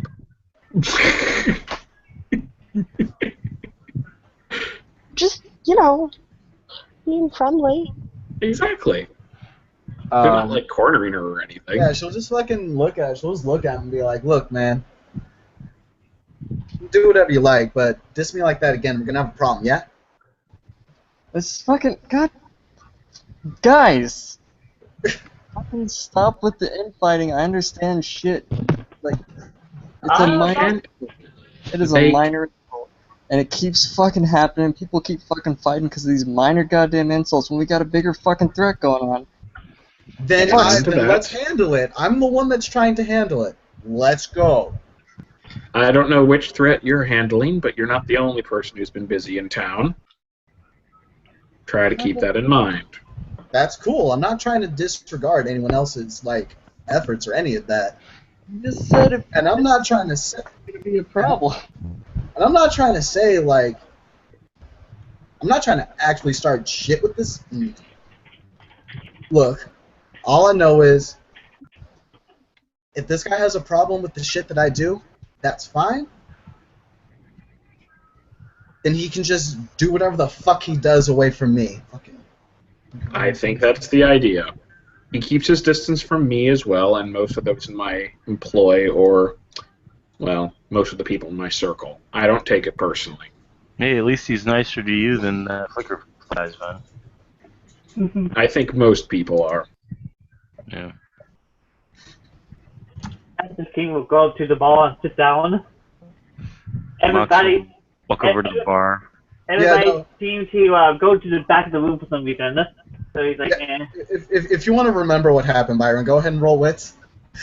Or intelligence or something. It'd be an intelligence check. Yeah. Your memory. Because I will just remind you if you do have trouble remembering. I have absent-minded? do, but I don't. Give me a second. I gotta give up this. By the way, out of character, I'm actually cool with you. I'm sorry. It's fine. I know. Felicia's just kind of a bitch. Oh, wow. Ruins, though. Okay, so a few weeks ago, this chick actually walked up to you, offered her hand, and introduced herself, and then you looked at her and then walked away. Did I? That seemed like something like. That was a thing that happened. Oh. Which is exceedingly disrespectful. I don't know why I did that for. We don't. Oh well. I'll get that off. Out of character, we could see where an apology goes. Well, he's gonna look at Felicia kind of mouth sorry, but I just can't get close to her right now. Look, man. All you fucking Faye have done since I've shown up here is talk that good shit. I don't know what your problem is with me, except for the fact that I've used a laptop twice in my life?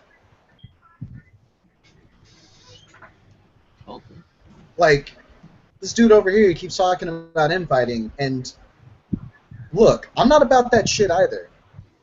But if we're gonna be coming all to the table, then you guys need to do your part too, yeah? Yeah. That's all I'm saying. Miss Felicia, I do send my deepest apologies. I was not right in the mind at the time. I don't know if I can ever make up for my horrific rudeness, which I chronically apparently have. But for now, over time, maybe I can make it up. but I know right now that won't be possible. But it's something I can help you do. Please just inform me, and I'll be more than glad to help. I really do feel terrible about my chronic rudeness, apparently. Look, man, it's cool. I said what I needed to say. Maybe we'll be alright later, but yeah. Alright. I'm gonna turn around, reach behind the bar, and grab some tea. Make some tea. Mox will actually make him some tea and set it down in front of him. And if Hannah's still talking to Martin, Hannah will now promptly get dragged away. She's not yet. He is in fact not, because I have asked her to leave him alone to come into something that I've asked her to do. Okay, sweet. Yeah. Anybody want to roll a perk alert? Okay, just a general one. What? Or if you guys are too busy, that's fine. I think most of us are kind of engrossed at the moment. Okay, then nobody needs to roll perk alert. Jason's just trying to make it good here. He's gonna set the tea in front of him. It's a Chinese white tea with a little smell of mint to it.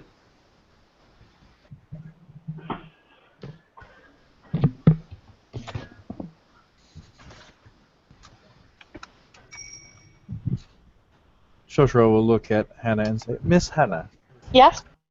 I do not mean to interrupt your social event, but perhaps now is not the best time to make brand new friends with unknown quantities. Are they speaking English, by the way? Yes. Yeah. How far away are they? Yeah, I was gonna say, how far away are they? He is making no attempt to be actually quiet. It's one of those polite faux whispers. You want to make a perception alertness? If you're standing within like 10 feet of him, you'll hear him. How far is the bar from him? Just out of curiosity. You're seated closer to the back, right? Or did you take a seat near the center of the room? Who? You, Mitchell. I'm standing. I stood up as Okay. soon as there were problems with Felicia and started making my way in that direction. Okay. Yeah, so Felicia kind of reminded people that, yeah, she does have a rage score.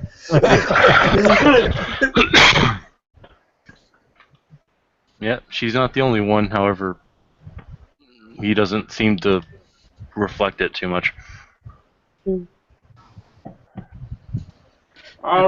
I think the mage group's standing closer to the middle of the room because we were right behind the couch. Okay. Yeah. Felicia was also at the couch. She did, however, probably get up and move around to be like, nah, fuck that dude. So let me know if Tank drinks the tea. Well, what now? Did Tank hear what he said? You said that you were getting tea. Mox made you tea. Yeah. I would take him. I was floating the tea. Okay, roll stamina. I have low willpower. Okay. 2 and Tank got 3. Okay, you feel No, fine. I mean 3 dice. I'm Okay. thinking. Oh, sorry. And here we go. Woohoo!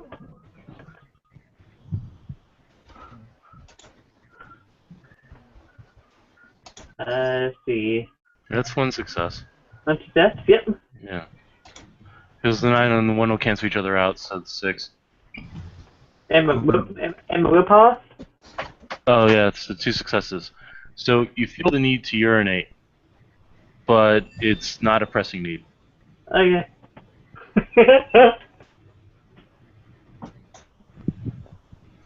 I look at the tea, kind of. Maybe this ain't my cup of tea. It's basically it's a very light green tea, which is what white tea is, but it's got a hint of mint to it.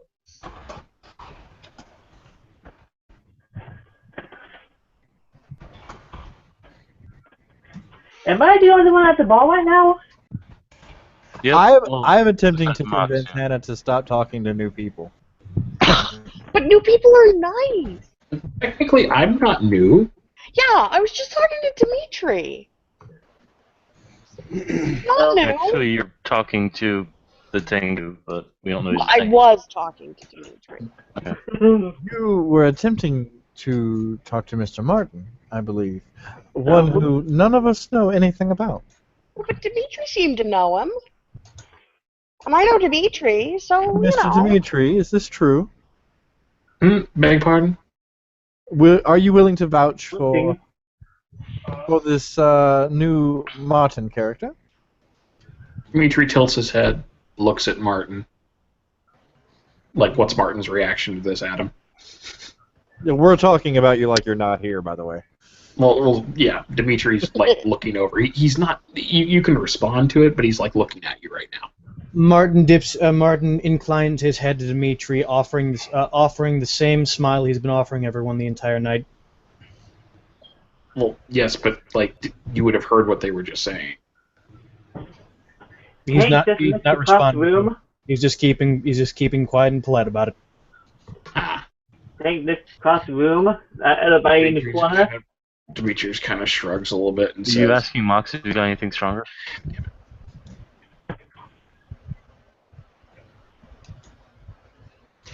Oh, he's muted. Shoshiro will look at Hannah after glancing toward Martin to see his reaction and say, "Do you see that smile?" And he'll say, grinning himself ear to ear, Yeah? "That is the smile that we put on when we do not wish people to know what we are feeling or what we are thinking. People who wear it too often are not to be trusted." Oh, who's You the may, of course, speak with anyone you wish. I am not your keeper. Simply trying to give you some helpful advice, Miss Hannah. Dimitri, since Dimitri was at least cordial, at least momentarily invited into that conversation, and since he didn't get a response from Martin, he just kind of looks over at the pair of you and it's like, I'm guessing he looks over at Shishiro and he just kind of raises an eyebrow and goes, I'm guessing you are also of swords, yes? I have been told as such. At that point, Mox is going to perk his head up and say, "Oh, good. I wonder which branch. Are you katana? Are you a falchion? Are you a gladius? Are you a scimitar? Are you a epee? Are you a Damascus steel rapier?" Dimitri's just waiting for him to run out of steam. He stopped at that. I have newly arrived in the city, and I am perplexed by the unorthodox division. It's something we go to great lengths to keep under wraps. That would explain a great deal about why I know nothing about it. Suffice to say, though I do not know Mr. Martin, Adam, Martin introduced himself to Jason with his full name, right? Just Martin. Oh, didn't say Sharpener? Okay. In that case, we'll say, I don't know this Martin personally. I know he's of my house. But if he's in this room, he's not a direct threat, but I wouldn't say anything that could endanger yourself or any of those associated with you. That we all have our secrets. He kind of looks over towards Shishiro, like nods slightly. I think he's just trying to keep you out of trouble. You guys act like I spilled secrets or something. All I did was say, "Hi, I'm Hannah." Mox is going to look over at Hannah and say, "That's not what we're worried about." At this point, Shoshiro will smile, a very large, very artificial smile, and bow to Hannah and say, Forgive me, Miss Hannah. I will not intrude again. Oh, Marcus's combat gear does come with gloves, so he's going to do something that is normally kind of a stupid thing for his people to do, but he's got gloves on, so fuck it. Yeah, He's going to perception empathy real quick. Sorry. He's going to put the cigar out in his gloved hand, closing his hand around it to stifle the heat as quickly as possible. And then he's going to look at... her name has been thrown around enough that he could hear it, right? Hannah? Who's? Oh, yeah. Yeah. Yeah. Madonna Hannah, would you like to hear a tale from the days of Rome? Okay. Come, sit with me. He moves over to a table and sits down with the glass in front of him. I'm trying to do my name. Okay. She's gonna. Out of character, Marcus becomes more and more Dracula with every scene. Yeah, kinda. Fucking solid snake Dracul. I could have him take enthusiastic walks. Oh no! Very enthusiastic walk. Very enthusiastic walks.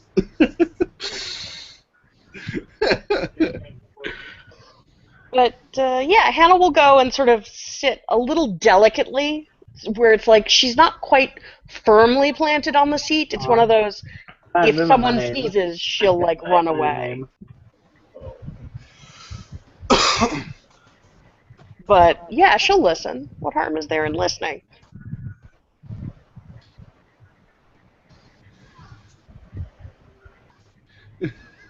You know. So yeah, Okay. this means he has to come up with a story. Oh, I've got a story for him to tell. The question is, do you want the Cliff Notes version, or do you want me to actually tell the whole story? Probably Cliff Notes version. Okay. And for anyone who can listen, Marcus is going to very dramatically, because he's actually telling this like it's a grand tale, very dramatically tell the story of the first battle in Italy after Hannibal crossed the Alps, from the Roman perspective. And he describes the elephants rather than just flat out saying that they're elephants, describing them as massive monsters that terrorized the field. Wow. I mean, this sounds like you would be reading J.R.R. Tolkien at this point. So a little dry, but good. Yeah, this isn't the Iliad and the Odyssey, which would be even drier. Yeah. But this is pretty good. This is almost bordering on fantasy, but you can tell it's real. Oh, she's completely captivated by the story at this point. Like, I'm sorry, but that's a a good story. Yeah, she's hooked.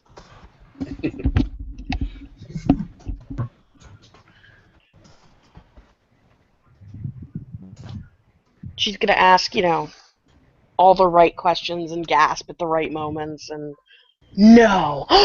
Did they? Oh, and there is plenty of blood in this story to captivate just about anyone. Yeah. Oh, of course. Because, the Roman forces did get routed. Yeah. That makes sense.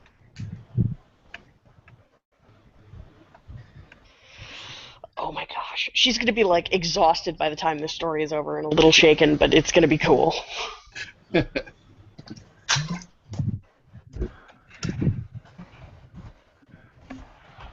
Mox is just gonna stay at the bar, doling out tea, making people roll stamina. Which is why no one is allowed to. Which is why Hannah's not allowed to drink anything he gives her. Hey, he doesn't do it to his own. Okay.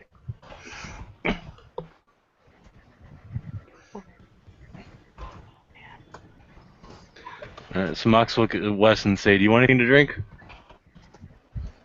Nah. That's not fun. I'm not fun. I'm funny, but I'm not fun. Tell me a joke. Face. Sorry, that was out of character. Please tell me he's actually wearing that gas mask and everything. Nah, I deem that a little too just weird looking, so it's just plain. It's just the uniforms now. Okay. So we've got 3 PMC operatives in the same area. Yeah, I was gonna say it's kind of. Do we? I thought we had. Oh yeah, Yeah, I got Felicia. 3. Wes, Felicia, and Marcus. Felicia's one too. Oh my god! We're gonna have to start fighting over territory now. Shit. Like, I'm trying to stay out of the politics, and now the politics are just fucking coming to me. Take a big No, step no, ahead don't and worry, watch Wes. it, guys. Out of Wes? character, this is a world of darkness. You will get dragged into the politics, no matter what. It's all politics That I everywhere. won't. Always going to be politics. World of Yeah. Darkness politics simulator. I don't give Yeah, a shit about your guys' politics. I'll Out go of to character. there. Out of that's character. fine. Politics gives a shit about you, though. Like, Felicia is a non-political character, and she's made, like, 3 political moves so far. Out of character. Don't worry. Marcus will probably Fulton you all. Fuck that. Mhm. I've got a boat. Fucking... Fuck you. He'll Fulton the boat too. It's grounded. Haha, loser. It's not going anywhere. Besides, Marcus has a container ship. Yeah. Mox will look at Tank and say, "You wouldn't believe him. I told you. I'm just all around." So I'm gonna look at the person behind the bar. What's your name again, Magissa? Who's he talking to? The person who was serving me. Oh, I'm Zhuge Ling Po. I'm a monk of the Order of Shambhala, seeker of the attainment of heavenly enlightenment by correcting others of their mistakes. Well, maybe you can help me correct the mistake I made, because apparently I'm being knocked out a little bit over here. Kind of just looks over the corner. What would you advise, Mr. Wise Monk? Did you apologize to her? Yes. Are you ever going to do it again? I don't know. I really don't. Here's an idea. I don't even. Nice. I am nice. I was just having one bad day. I think I would think that we all would have a bad day. Alright, he's going to look over at Felicia. Hey, Felicia. Yo, what's up? He's sorry he had a bad day. He promises not to do it again. Hey, man, I told him he was cool. Alright, he'll look over. You're cool. Don't bring it up again. Yeah, like I said everything. We're good. Mox will just smile at him. By the way, Brett, Yeah. Dimitri is off standing with Felicia and Martin. He's going to pull out his cell phone and quickly text Arthur just to let him know, hey, there's a mage of some kind on the block. He's at the museum. Seems rich. I guess Talking I'll to show up then. Another new mage. At which point Mox is going to go, well, I think I've had enough fun for one night. I better get back to the temple and pray to go back to the other place. Dimitri looks up at Mox and goes, Arthur's coming. Mox is like, yeah, I better get out of here before he shows up. He's joking, obviously. He's not being serious. So Mox will look over Felicia and say, you know how to contact me if you need anything.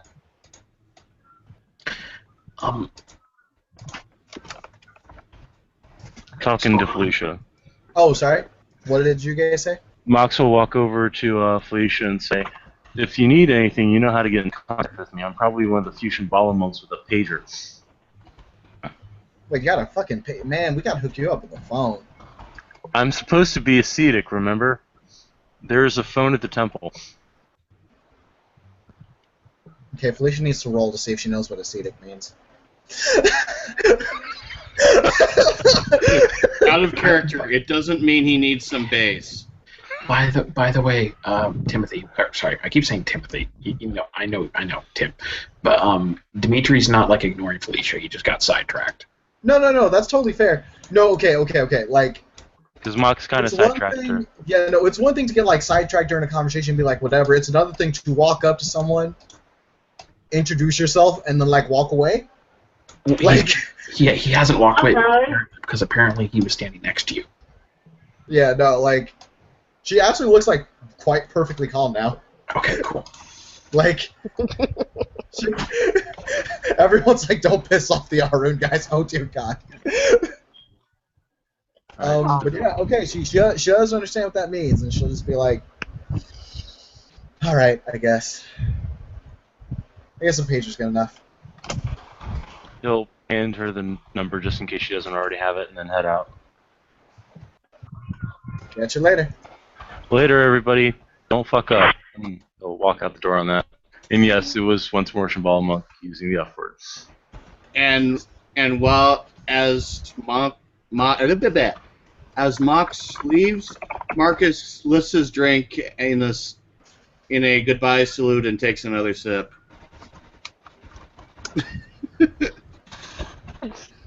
Gross, but okay. Let's see.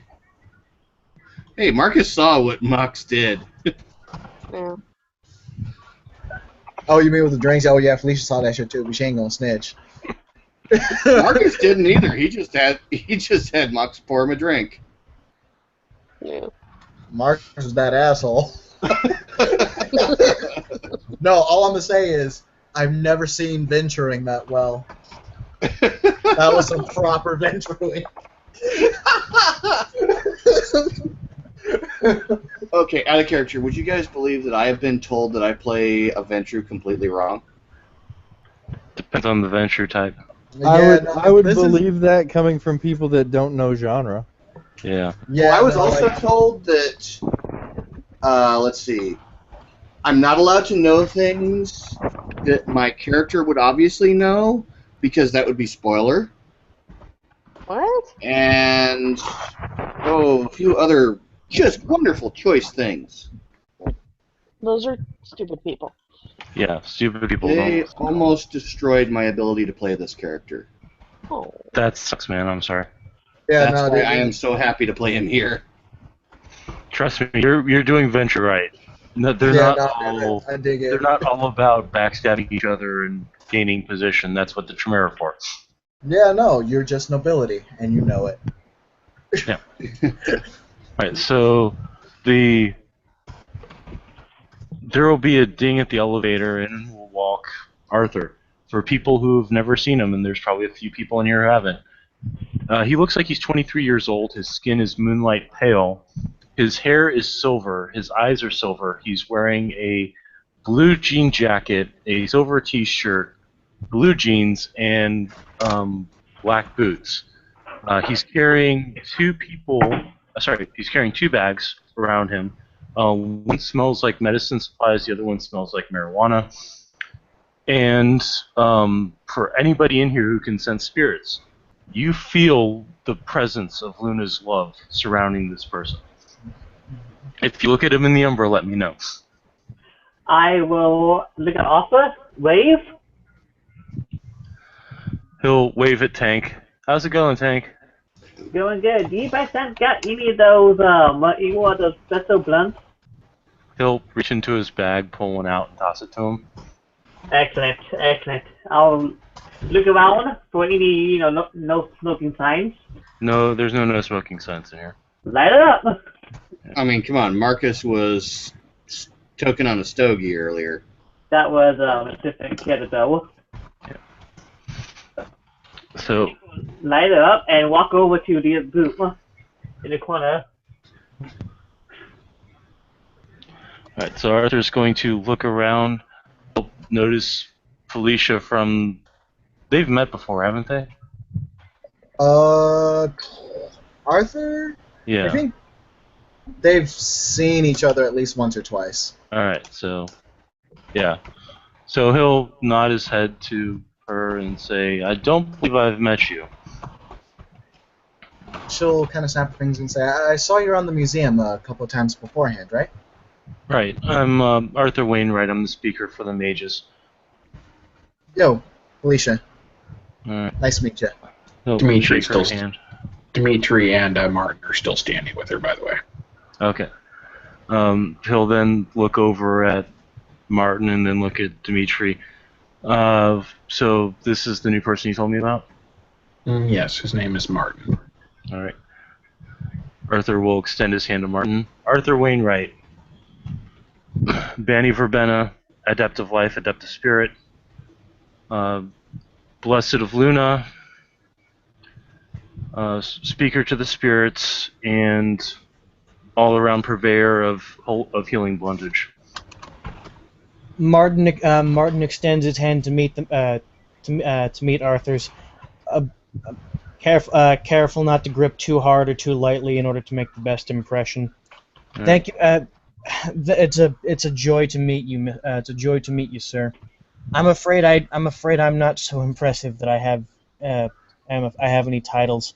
I'm not so impressed I have any titles. But thank you for taking the time to speak with me. No, I said, I'm very protective of those who work with the spheres and wield magic. So don't take it the wrong way if I seem a little overprotective. As for some of my titles, some of them weren't self-chosen. They were kind of granted to me through circumstances. I will say one thing, though. If you ever get a chance to go up to the moon, it's quite lovely in the spirit world. I'm afraid I've never had the chance. I look Any forward to shifters that. in here, that will twitch you. Twitch me? Yeah.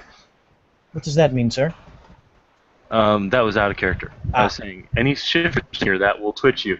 You just said the moon is lovely to be at in the spirit world. Yeah, no, out of character. Yeah, damn. I'm sorry. What does that mean? Would Hannah know? No, you're No. you're a cub. Okay. Yeah.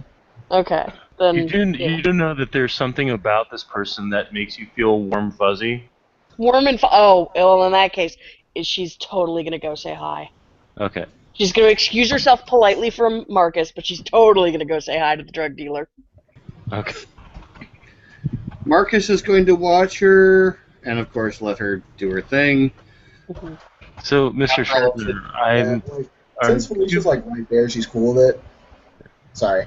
Go ahead. Mr. Sharpner, sorry. You did say Martin Sharpner, right? Or did you just say Martin? Just Martin. All right. Martin, are you? We've got members of both the tradition, the technocracy, and the Spirit Alliance amongst our populace here, working towards defeating the technocracy's overhang. Dimitri here is a recent convert away from the Steel Tower, if you will. Might I know which side of the fence you're on? I believe I would be in the spiritual sense. He'll smile at that. So you have no intention of selling us out to the technocracy? With respect, if I had the intention to do so, I believe the most opportune time would be the moment you let me in the door. He'll nod. You'd be surprised. We actually had somebody that was working here somebody that was working with us that was a agent of the technocracy and a double agent at the same time. And anybody who says a falsehood around Arthur, please let me know. You got it. I like now- House of Cups members. Now, out of character.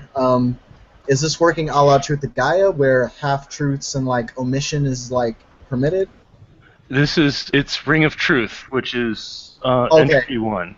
So that means that omissions would not count. Basically, if if what you're saying doesn't match with the intent of how you're saying it, it will ring as false. So Okay.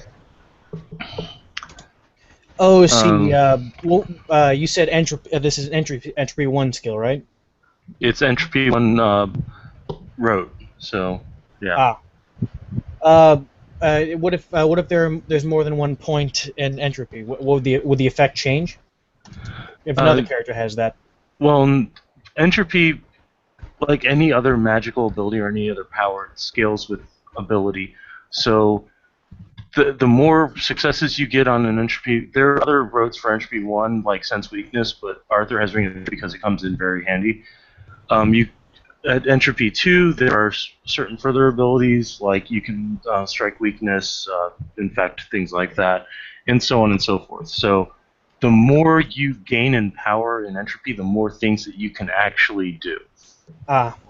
So it's kind of like Forces 1, I can sense the electrical patterns. Forces 2, I can prevent those patterns from moving. Forces 3, I shoot a lightning bolt out of my hand into your face. Things like that. Thank you very much. No problem. Everyone's been there sometime, dude. Don't worry about it. Yep. Is Hannah still nearby Arthur and Martin? Arthur would have. Oh, was Hannah? Oh, Hannah just came over, so Arthur's going to look down at her and just kind of smile. And who might you be? Oh, sorry. I didn't realize that to me. Hi, I'm Hannah. All right. Who was also 17. Yep. Arthur's going to look over at Felicia. Do I look like a pedophile to you? No, you don't. What are you But she certainly does not look 17. All right. Martin looks down towards Hannah and offers the same handshake he would have before. Again, it's very nice to meet you, Hannah. Thank you, Mr. Martin. She shakes his hand. By the way, Joey, you know the thing about Arthur where you feel the warm love of Luna's embrace around him, right?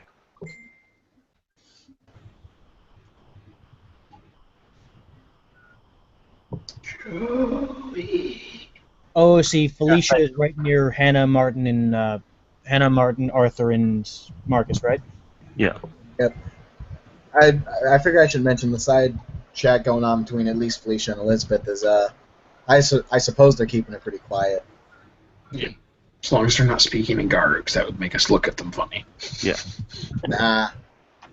There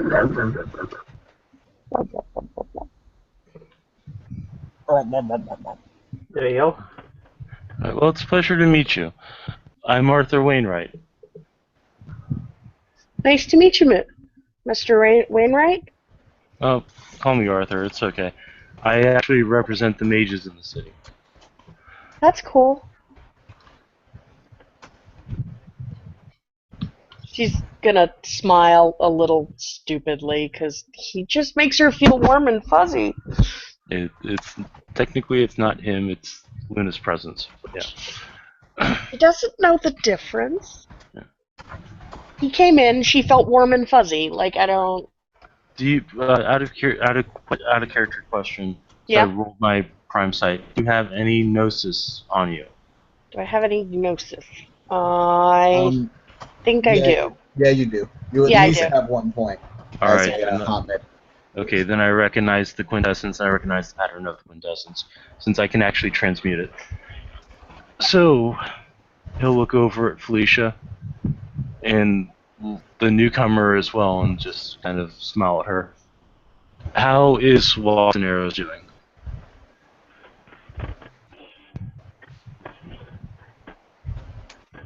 I don't know. Oh, there you go. Oh, see, am I the newcomer? Yeah. I don't know if that's the one Brett meant, though. Mr. I'll approach the new guy and go, my name is... Well, you can just call me Tank. He reaches his hand out to take it. Byron, are you approaching Martin? Yes. Hey, Brett. Yeah. Under the circumstances, would you say he counts like a virtual adept? Yeah. Okay. Well, it's Banality 8. The dove is helping to keep the banality down. Oh, yeah, I know, but still. Just thought I'd mention it.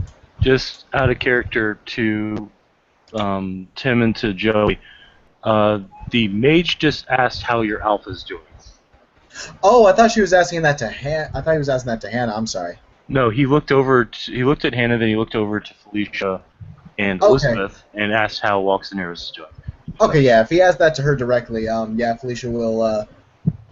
She'll kind of I break. already answered. Oh, sorry. I already answered, but it got covered up because everybody was talking. Sorry, what'd you say, Joey? I already answered. Elizabeth looked at Arthur and went, "He is doing fine, thank you." Well, no, that's good. So, Mr. What was your name? I didn't catch it. Who are you? Who are you asking? Out of character. Adam. Okay. I walked up to him, up in my hand. Martin extends his hand to the large man. Oh yes, my name is Martin. Very pleasant to meet you, sir. Martin, it's nice to meet you, Mr. Martin. By the way, Adam, there is also a question in the side chat. It's probably scrolled up by now. Oh, see, I know. I'm typing to it now. Okay, no problem. So, Mr. Martin, where are you from originally? Oh, I'm from Nigeria. He looks a little bit surprised for a few seconds, but then goes, "Oh, okay. Let's beat you to Hong Kong." I plan to open up a business here. Okay, a art business, I'm guessing. I'm sorry, I didn't hear that. A art business. I'm afraid the nature is a bit more malleable at the moment. I'm looking to invest. Oh. Dimitri literally, like, if you've ever seen a bloodhound or a poinsettia, he just, like, turns his head. And then, like, kind of forces himself to, like, no. Who does this? Not in front of Dimitri.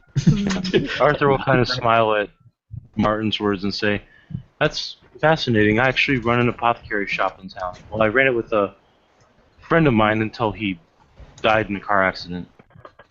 Oh, I'm sorry to hear that about your business partner. It's fine. It was all paid for.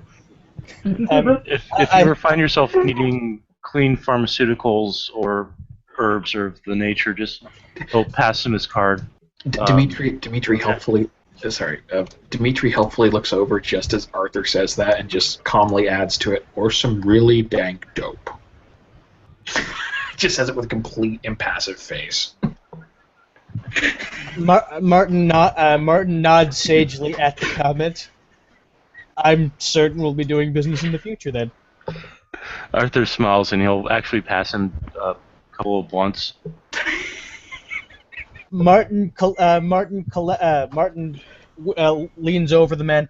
Do you have any plastic wrap for these? He'll pull out a baggie and wrap it up into. Martin stores them in his breast pocket. Thank you very much. He'll look at Martin and say, "Now these aren't your everyday smokables.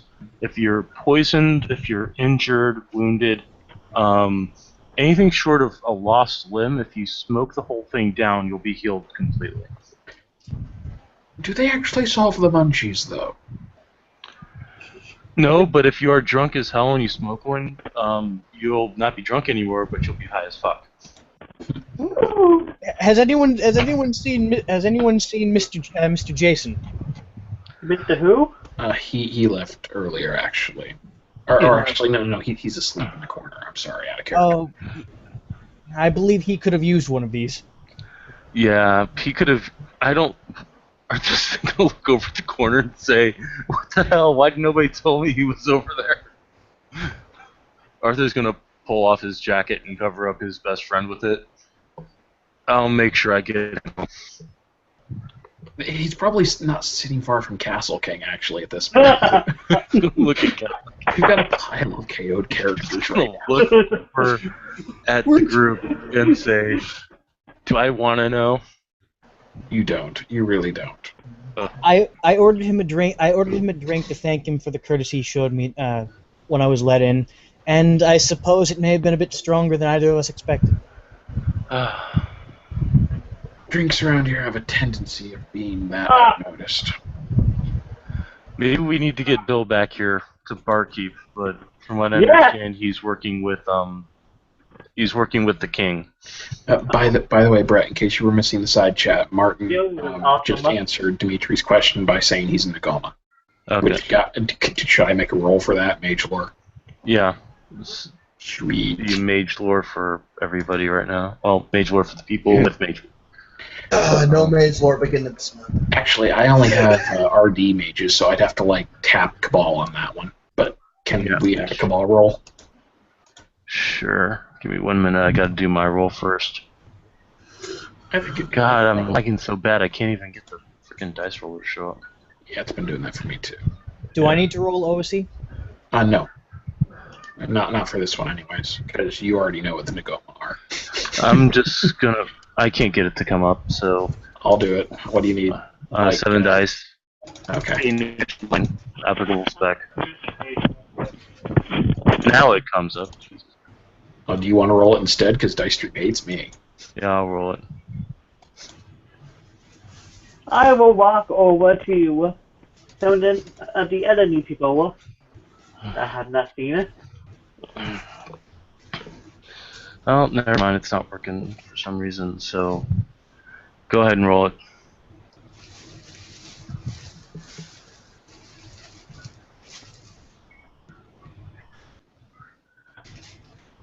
Dimitri is also going to like kind of lean over a little bit towards Felicia and just like kind of clear his throat slightly.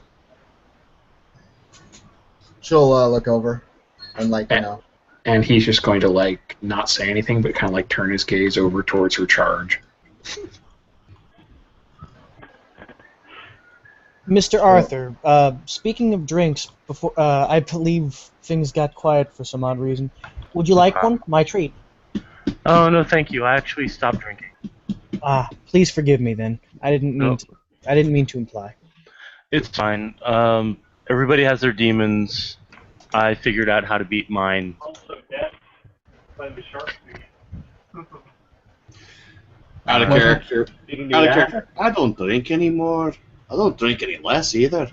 Screw you. Out of my. I'm just gonna like chuckle at that. No, that was out of character. Oh, okay. All right, just me. Because A, Marcus wouldn't do that, and B, that was a Scottish accent. Yeah. But I have a hard time telling sometimes. Brett, what do we get? You get very cursory information about the Nagoma, how they are almost close in proximity to how some of the syndicate operate, but how it's more of a blend of things. They're part of the Disparate Alliance, however. Okay, you just kind of raise an eyebrow slightly. Our desire, though, get it. Yeah. Apologies, I'm cutting carrots because I'm hungry. No problem. Alright, so Arthur will look back over to Martin and say, well, as long as you understand how certain situations are going on in the city, we'll be fine. Also, don't go to the northern graveyard, as it is currently being inhabited by a Nathandus bitch. Once I've got everything set, we're going to go in and ghostbust her ass and the specters and wraiths that she's managed to wrangle into her service. Out of character, Adam, do you remember what Infondi is? No. You got mage lore, you can roll it. Well, what do I roll? Intelligence plus mage lore. If you fine. have keen-edged mind as a spec, or if you have book learning as a spec, that will allow your tens to explode, which means they count. I have intelligence for deep thoughts, and what else? Deep thoughts will not be an applicable spec. You need your lore mage as well. And that's under. Under knowledges. Underneath your knowledges, right past them, under secondary. I got a silly question. Take the ask. So 4 and 2. Yeah. Is it out of character or in character, just real quick, because we're kind of blending right now. Okay, so who are you asking? This out loud. Okay. I heard some things that have been going on and I kind of am interested to know what's going on with Sir Flame.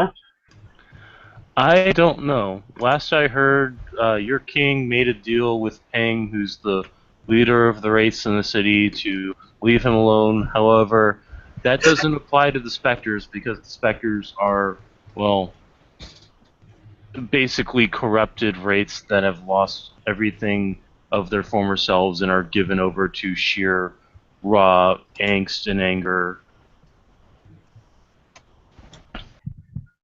But I don't know what's happened with Flicker Flame. You're good.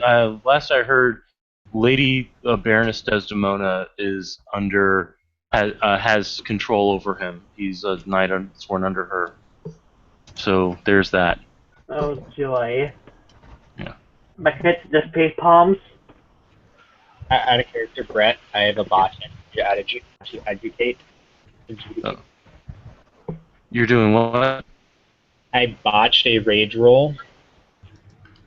Well, 10-1. Uh-oh. Well, I think, yeah. Botching a rage roll is good. Yeah. Pardon me, but the number the dice I rolled, I'm rolling 10s, correct? Yes, you rolled 10s. I had a 4 and a 2, so I roll how many? 6. That's 6. Your You just combine. spec would not work. Okay, so you botched the rage roll. You're basically a puppy now. If I remember correctly, it's like you're treated as if you have no rage whatsoever. And Adam, you got 1 success, I believe. You have rage for the purposes of spending rage to like. And what does that mean? You've got 1 success, and considering the fact that Nefandi are cautionary tales, you know what it is. And Nefandis is a mage that has given themselves over to darkness and corruption. They have undergone a process that twists their avatar so badly that they become completely opposite to what they originally were. They've given themselves over to the service of demons, and if they die without their avatar being shredded, that avatar will pass on to the next generation. And the worst part is they listen to Nickelback. Yeah, they are huge Nickelback fans. Dimitri. Load that. OOC, Dimitri, I responded in the chat box. Oh, I missed it. Sorry. I wasn't. Thank you very much for that. For informing Mr. Arthur. By any chance, is this the graveyard that had gotten burned down recently? I read about that in a newspaper as I got off my flight, and I spoke with my landlord about that as well.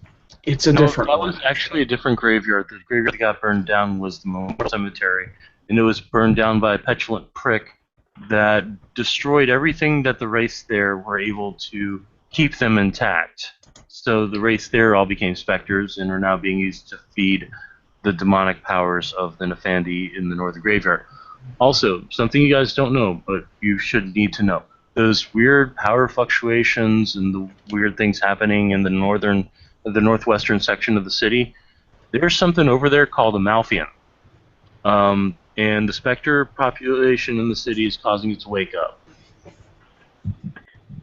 So, if you want to think about what a Malfian is, think about the worst possible thing possible, and then magnify it, and then throw that out the window because you can't think of anything worse.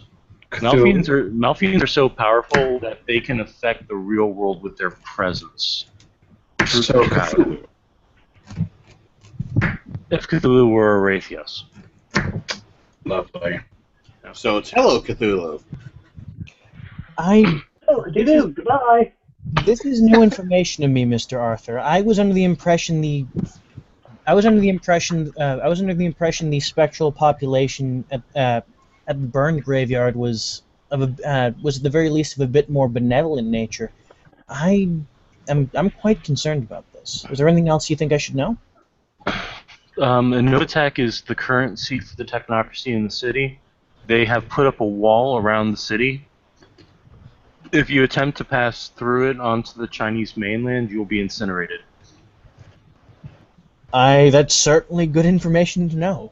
Yeah, that's why anybody coming into the city now comes through boat or plane, but has to go out through Japan. Um, any, let's see what else. There are 3 installations besides the Novatech that belong to Technocracy. We've managed to pinpoint 1 to the Marianas Trench, 1 to the South Korean area, and then 1 to the Taiwanese area. I'm not sure exactly where there. However, those are apparently what are fueling the power for the wall. The person sitting in Novatech is a Archmage level technocrat. Please don't say his name. I'm not. Let's just say he wears a white suit. And it would be a very bad idea to walk up to his door, knock on it, and try to punch him in the face. He sounds like quite the ocelot. Who said that? Looking at him like trying to figure out if he's making a reference or not. He was. Who said he sounds like quite an ocelot? I didn't. That was Martin. Okay. Martin, Arthur just looks at Martin and says, I don't know. I do know that when there was a certain situation going on with the Guru before the majority of them got wiped out, he showed up in a... Have you ever seen anything having to do with Warhammer 40k? Yes. Oh, shit. It looked like he was walking around in Grey Knight Space Marine armor. Oh. More like Grey Knight Terminator No. plate, actually. Yes. I'd be willing to say. That is certainly a frightening. That is certainly a frightening description. I wouldn't dare want to encounter a fluid ocelot. Yeah. So, would definitely not recommend doing that. We're trying to find a way to knock out the power to his place, but we have to take down the wall facilities first. Because if the wall facilities go down and we attack that base, they're going to pull in so much backup, it's going to swarm the city. Is this base of theirs funded in such a way that can be tracked even by a shell company? Dimitri kind of winces at that and kind of raises a hand and says, "They have experts." Over to Dimitri and say, he is a former technocrat, and he was privy to how their practices. So, by the way, Adam, this is like someone telling you that this guy is a former KKK member. It's literally that bad for me. Oh. Yeah. Explain to the nice people here exactly why you left, because I don't think people have heard that. The short version. I already did a speech of this in front of virtually everyone here at the council, but I think some of them are new. Essentially, there are some things that they require people to do which are pleasant, and, well, let's just say I thought independence would suit me better. He's obviously like not wanting to go into detail about it. Oh, another thing you guys should be aware of, there's an ancient, well, I don't know if ancient, but powerful elder vampire running around that can apparently transform himself into different things and pull people into his body. So there's that too. Yes, and by the way, Arthur. Yes? Do vampires have a problem with fire? I just want to confirm that. Typically, I would preface that by saying that all things in life are flammable, and even in death, they're flammable. Marcus stands up and walks over to Dimitri. If you gave this bastardo a proper funeral pyre, I would be most pleased. That's the intention, but I would need much prep work first. I wouldn't want to get within a mile of that thing. I've seen what it can do. The fellow over there who's sleeping, Jason, and another very capable member of your particular house, gave him quite a thrashing, but after blowing him through 2 warehouses and through an exploding car and hitting him with enough incendiary to pop a tank, he chose to leave. I don't think he actually was in any great chance of losing at that point. He was just getting tired of being knocked around. Martin retrieves the bag of blunts given to him by Arthur and removes one. Arthur's. Sorry. When we do that, Arthur's actually going to hand you another blunt. Extending the one towards Dimitri sympathetically, claiming the replacement with a smile. Dimitri's actually going to light it up because he's totally fine with that. Congratulations, your banality drops another point. Woohoo! It didn't go to bad. Oh, you're still gonna get a fuck ton of temporality though. That's still a thing. Yeah. It's okay, just go find a freehold, you'll be fine. Yeah, it'll be alright. Shoshiro stands and looks around the room. It has been a great pleasure meeting all of you. I've had a lovely evening. Arthur's going to walk over to him. I don't think I actually had the pleasure. Arthur Wainwright. Shoshiro Hikaru, it is a pleasure to meet you. And he will bow. Alright, are you carrying any rage? Yep. Okay. He'll nod his head. House of Swords. I'm the speaker for the House of Pentacles. I'm also available for anything that needs help with spirits or with healing. He'll hand him a business card. I also run an apothecary in Old Town if you need any herbs. I appreciate that. Thank you very much. It was a pleasure. Pleasure to meet you too, Mr. Hikaru. Please. Pardon me, Miss Felicia, Miss Elizabeth. Yes. Thank you for your consideration today. It has been most gracious to revel in your hospitality. Should you need me, please do not hesitate to call me. Miss Hannah, Yes? do stay out of trouble. I'm trying. Good evening to you all. And he'll turn around and start walking out.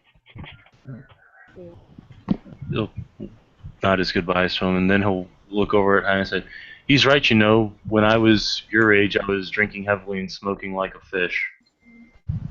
No, drinking like a fish and smoking heavily. So. I preferred the first one. Oh. Martin offers yet another of his gifted blunts back to Arthur. I think you need this. Arthur just smiles. No, I'm good, actually. He reseals it back in his bag. I just wanted everyone to have a good time. Arthur will actually open up his bag and pull out looks like a 2-gallon bag that's filled with the blunts. Dimitri just kind of looks over at Arthur and says, you know, not to be rude to our new guest, but despite the fact you're the one holding the majority of the drugs in this room, when I look at our new acquaintance here, I can't help but wonder if he's closer to the syndicate or the psychopharmacopiasts. Martin just stares at the large bag enviously. Well, I certainly wasn't expecting that. It's okay. This is just the stuff that I've actually enchanted to be healing. You should, he'll then put it away and pull out another bag that's filled with a different type of ones. It's sealed with a blue, it's got a blue sticker on it instead of a green one. This is the actual good stuff that I make myself. Okay, you have taken it now. Martin pulls out his wallet and displays several high value bills. How much for this? Yes. For the whole bag? I'm sorry? For the whole bag? How much for the entire bag of that? He'll just hand it over to him and said, whatever you think's fair. Oh, dang it.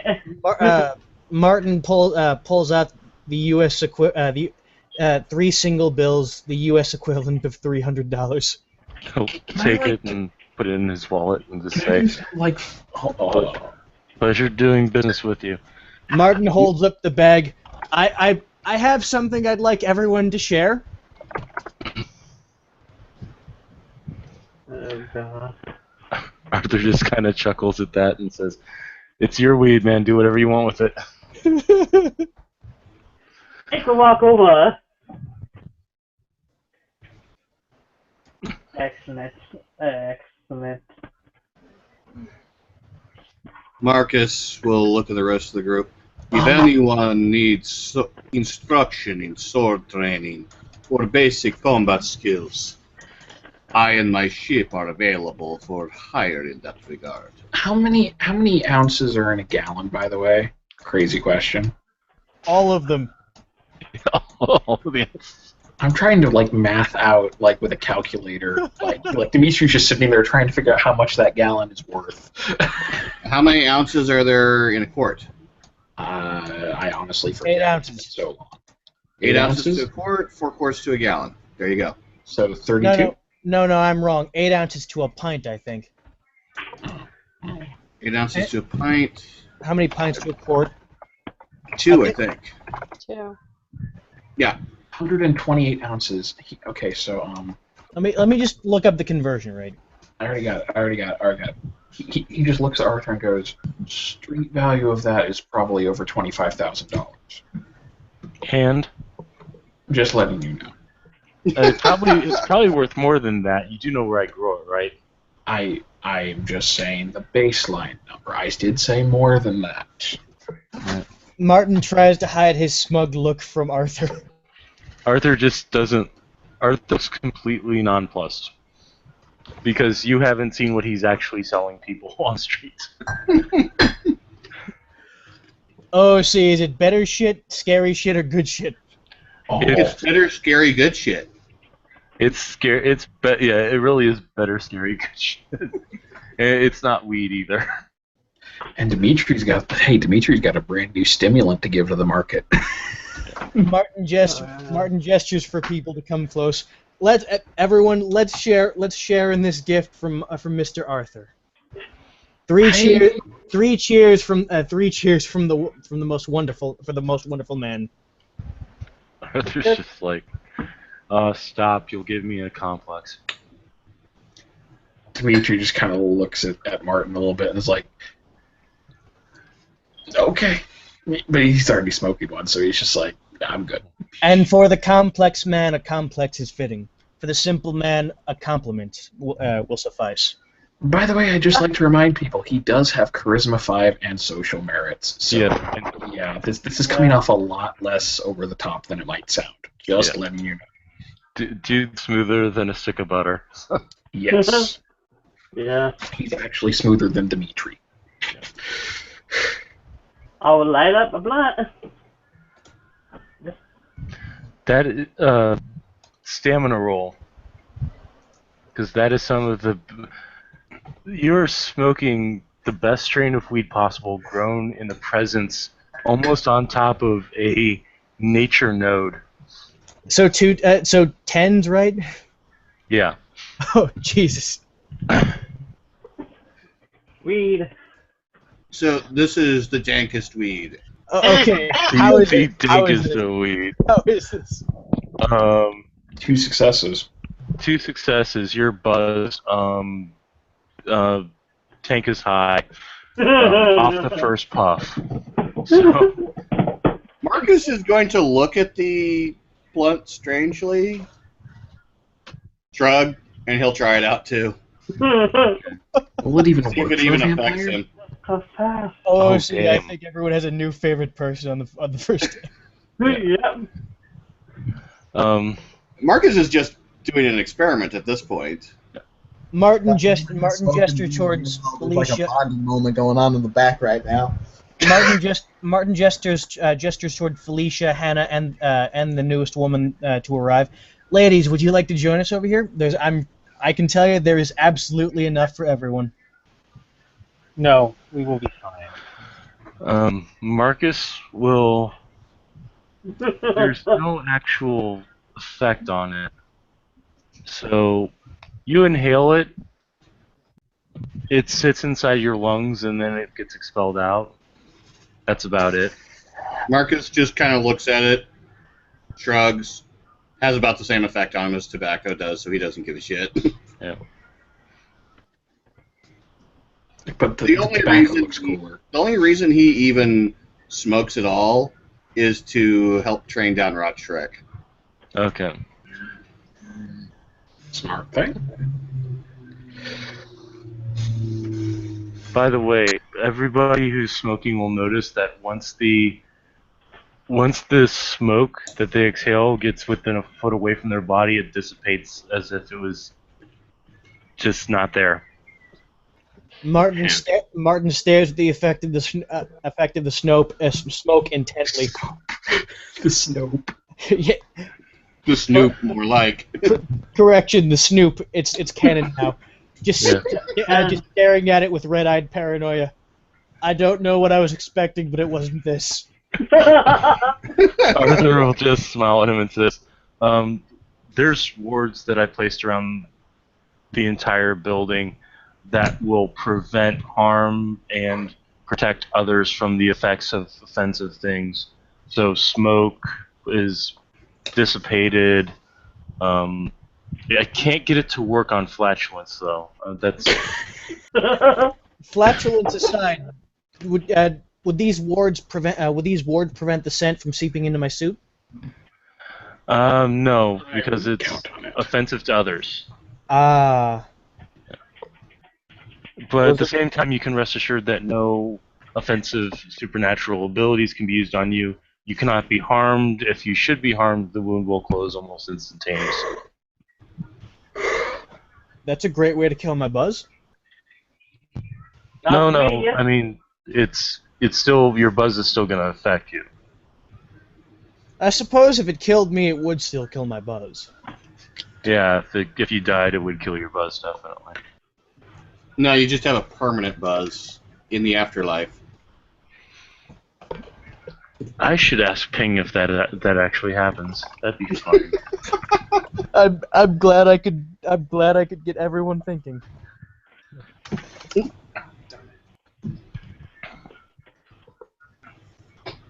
Martin follows Dimitri.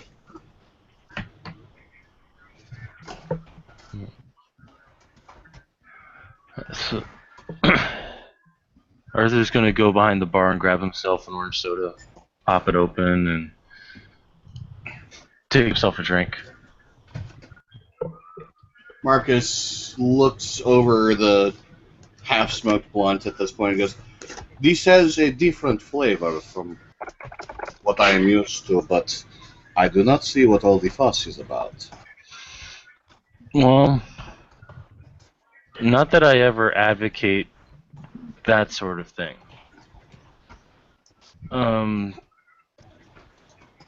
There is a way, if I worked with somebody else that knows how to manipulate matter, that we could make it affect you. Martin moves back momentarily to collect his giant bag of weed. then follows back towards Dimitri.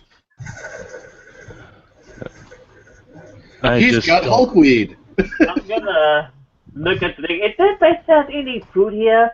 I'm certainly hungry. Yeah, there's some food. Why don't you? He'll look through the cabinetry and pull out a bag of Funyuns and hand it to you. Tank runs over to the counter, dives over to the counter, and stops looking for food. Oh, never mind. Arthur's trying to hand you a bag of Funyuns. Oh, he takes it, opens it, and starts eating them. I've got fun. Oh, see, I've got Funyuns and Cheetos. Put the shorty down.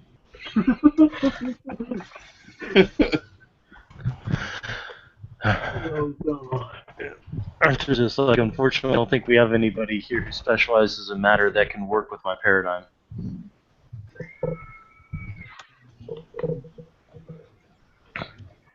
Sorry, you needed someone skilled in matter. Yeah. For what? Well, if I have matter and I mix it with life, I might be able to get our 2,200-year-old vampire here high. Oh, sorry, I don't believe I can help. Oh. Sorry. Marcus just shrugs like it's no big deal. Hey, with research data vampires, is there any chance I might actually know something about, like, Because I know out of character, the only way a vampire can have those effects usually is by drinking someone who's already, been affected. Yeah, That wouldn't but be saying that smart. out loud in a room with mostly Guru and a pacifist Arthur who is trying to protect everyone may not be the best idea.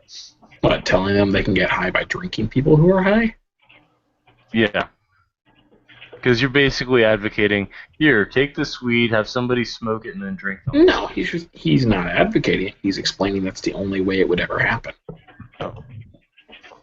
Yeah. Well, I still don't want to see how the carrier would back to that. Redraw! So Elizabeth is rocking the dance while the women are all dancing behind you. Lisa still can't dance. Elizabeth looks almost professional. Yeah. What is that, performance?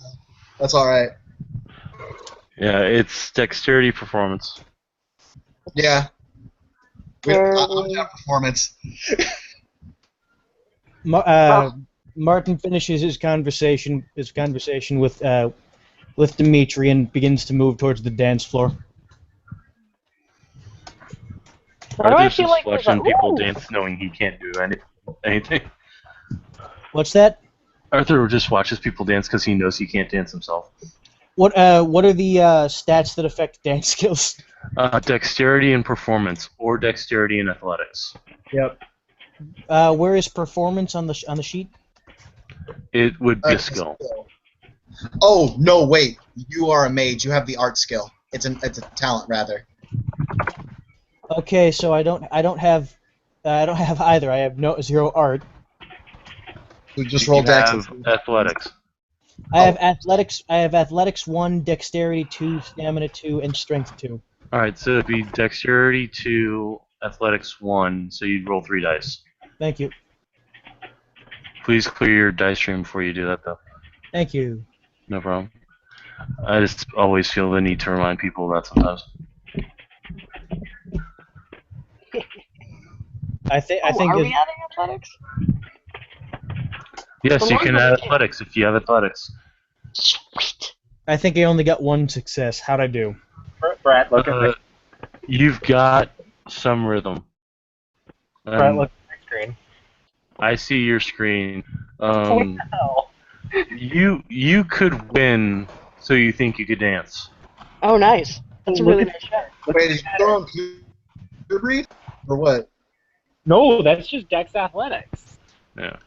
Oh wait, we can add athletics? Oh shit. Yeah, you can always add athletics to any type of movement. It's just that it's not. It's more like you're leaping around than actually dancing. Okay, Alicia's not awful. Okay. Alright. So you've got some very graceful females and a slightly graceful man on the floor. Martin attempts to move closer and dance with Felicia. Oh. Damn. Simply. Going on now? Like.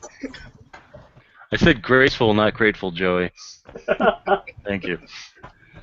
Marcus is going to sit down at the table where his drink was at and pull off his body armor and the uniform top that's under it, so he's just in t-shirt and pants and boots at the moment. Wait, how pretty is he? He is really well muscled, but he's also scarred to hell. Like a solid snake. Okay, so Hannah might stumble a little on the dance floor as he takes off his as he just starts stripping. Like, what? Who does that? Who started stripping? No, Marcus is t-shirt, pants, and boots at the moment. He took off his armor and the uniform top. Yeah. Okay. He took off clothes. He didn't take off clothes. He took off armor. There's a difference. No, he took off a shirt at least. He took off an outer shirt. That's Yeah. As far as he's gonna go. Just because he's wearing a shirt, underneath, doesn't deny the fact that there was movement, and the movement looked like he was taking off clothes. That shirt, by the way, is also that wonderful moisture-wicking Under Armour shirt. Oh God. Yeah. Yeah. So it's Yeah. clinging. Yeah, of course it is. Oh my. Is Hannah done? Hannah's still dancing. She just got a little distracted. Yeah. Let's be honest, Hannah's drooling. As they're dancing, Felicia just kind of wipes the drool off of. Quite drooling. It's just like, who's taking off clothes? Oh, okay. That's. Yeah, let's fix that. Unsightly. Yeah. Don't worry, be all right. And just gonna just sit there and watch everybody and eat Cheetos. Be happy. Does anyone take a close look at those scars on Marcus? Yeah, let me roll perception. Oh, because probably.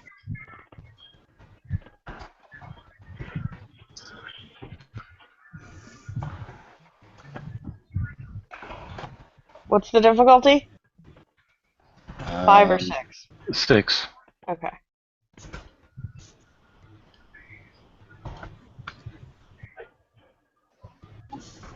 Alright, so that's how many? Wait, I missed it. 1, 2, 3, 4, 5 successes. Genesis sees everything. Okay, all of the visible skin, which is now his mid bicep and below. Yeah. Those scars look like they came from very brutal and nasty fights. Oh. Like, these are not scars you would pick up in a modern fight. These are scars you would pick up by hacking other people into bloody bits. Oh, that's... Suddenly he's not so cute. This is why his appearance is too. Shit, wait, okay, damn, like, I'm gonna roll perception. Because Felicia might recognize that. And Felicia's like got some get heritage, like she's into that shit.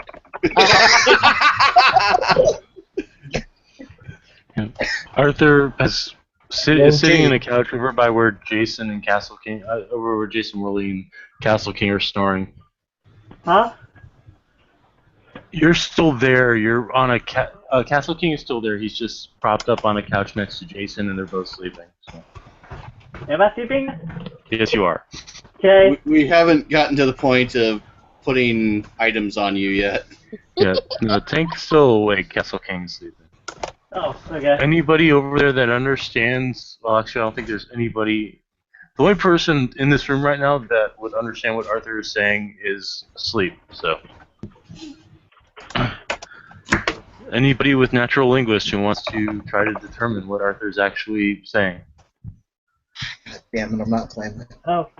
Natural linguist.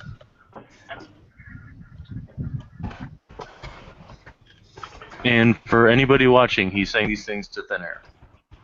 Okay.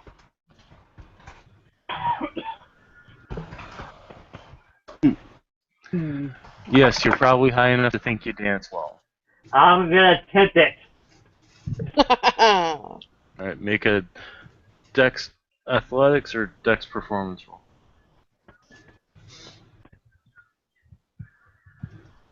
3, 6. I will spend a willpower on this. Alright. Because why not? I'm not doing anything else with the melee. Mm.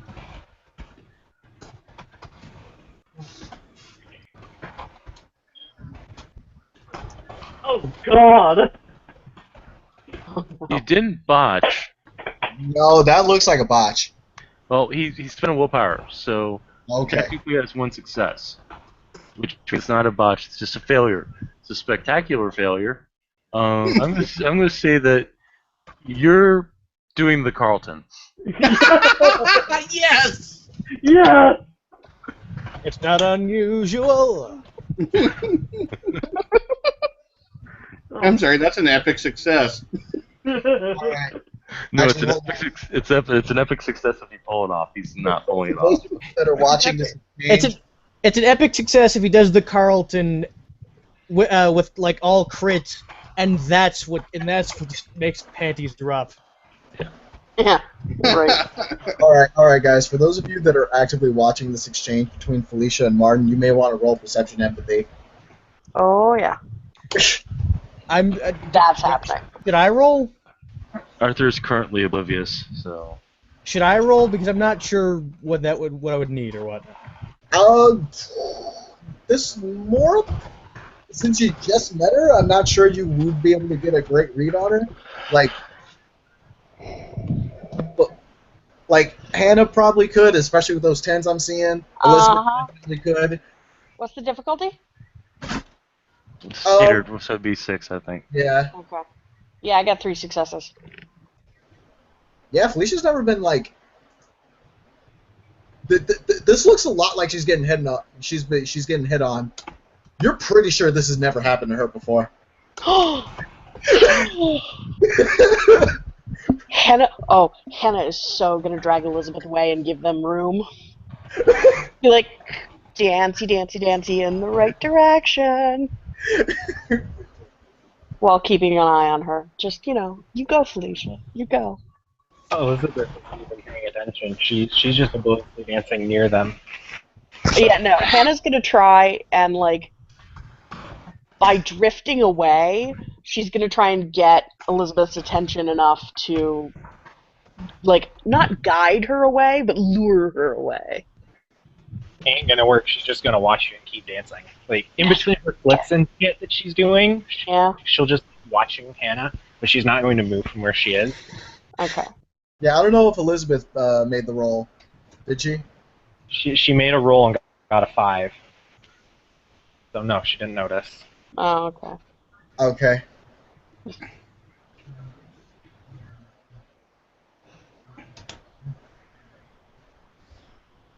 Okay.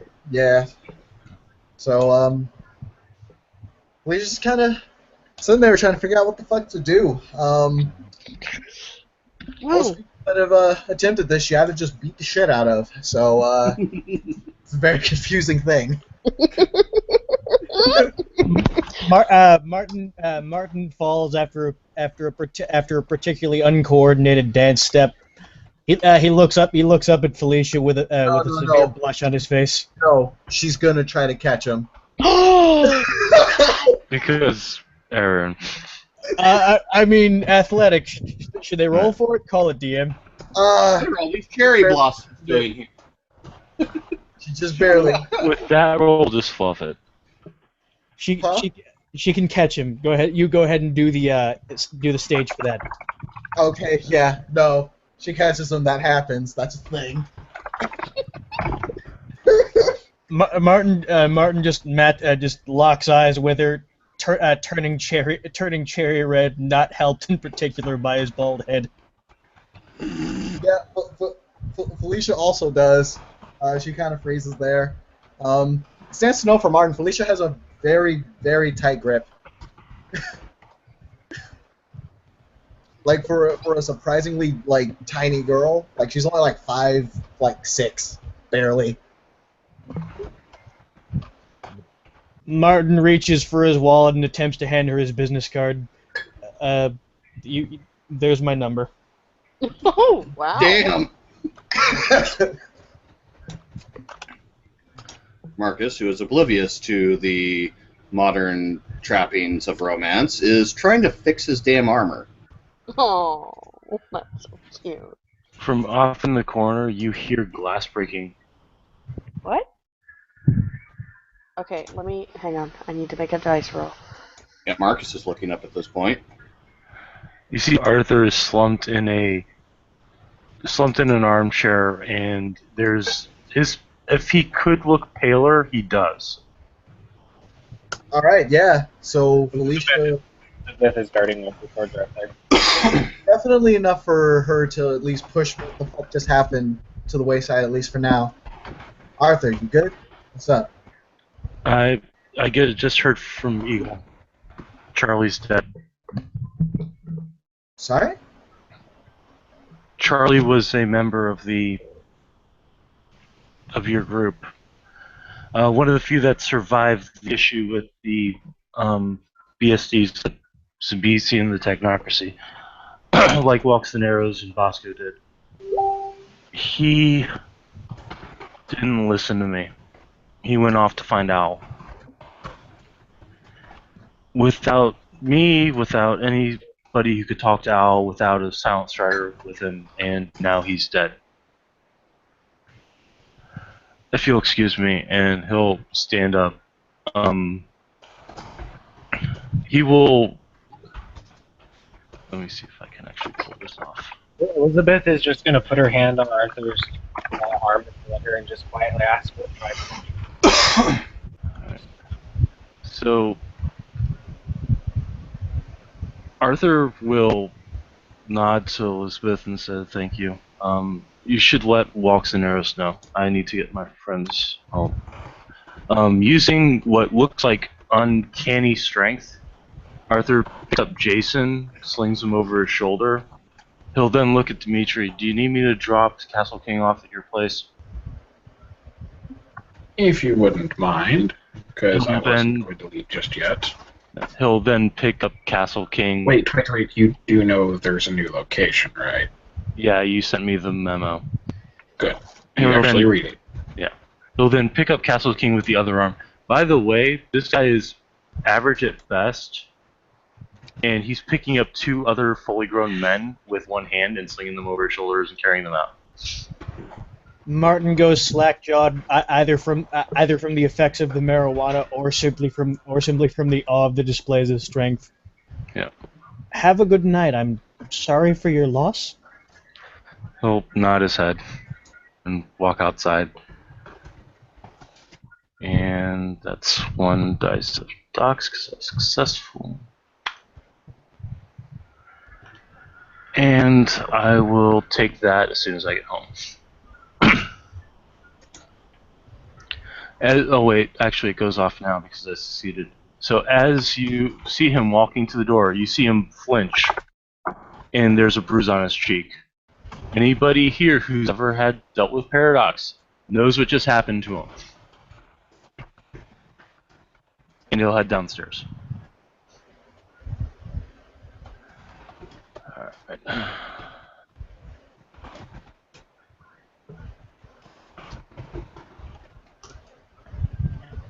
Okay.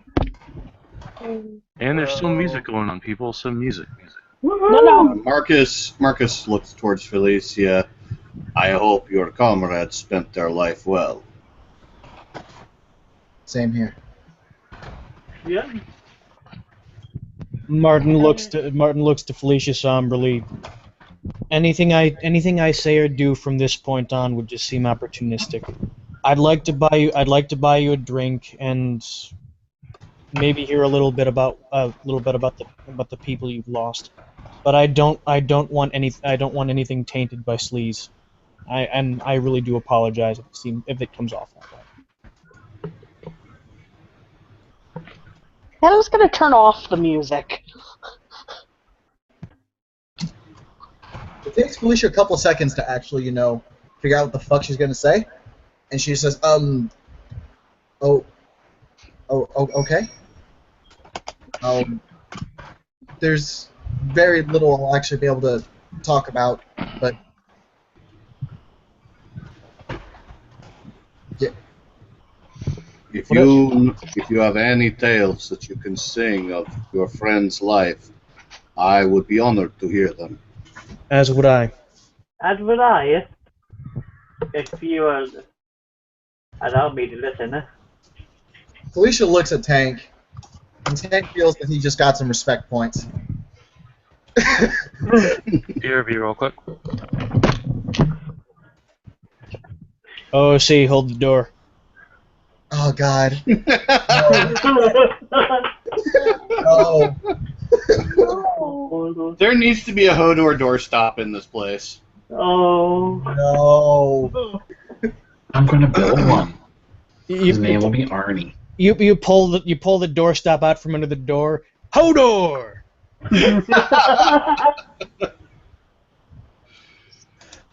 What do you call a door in a brothel? Hodor.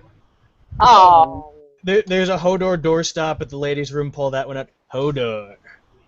Oh! Men's room. Hodor. Oh my gosh. Make it happen, so. What?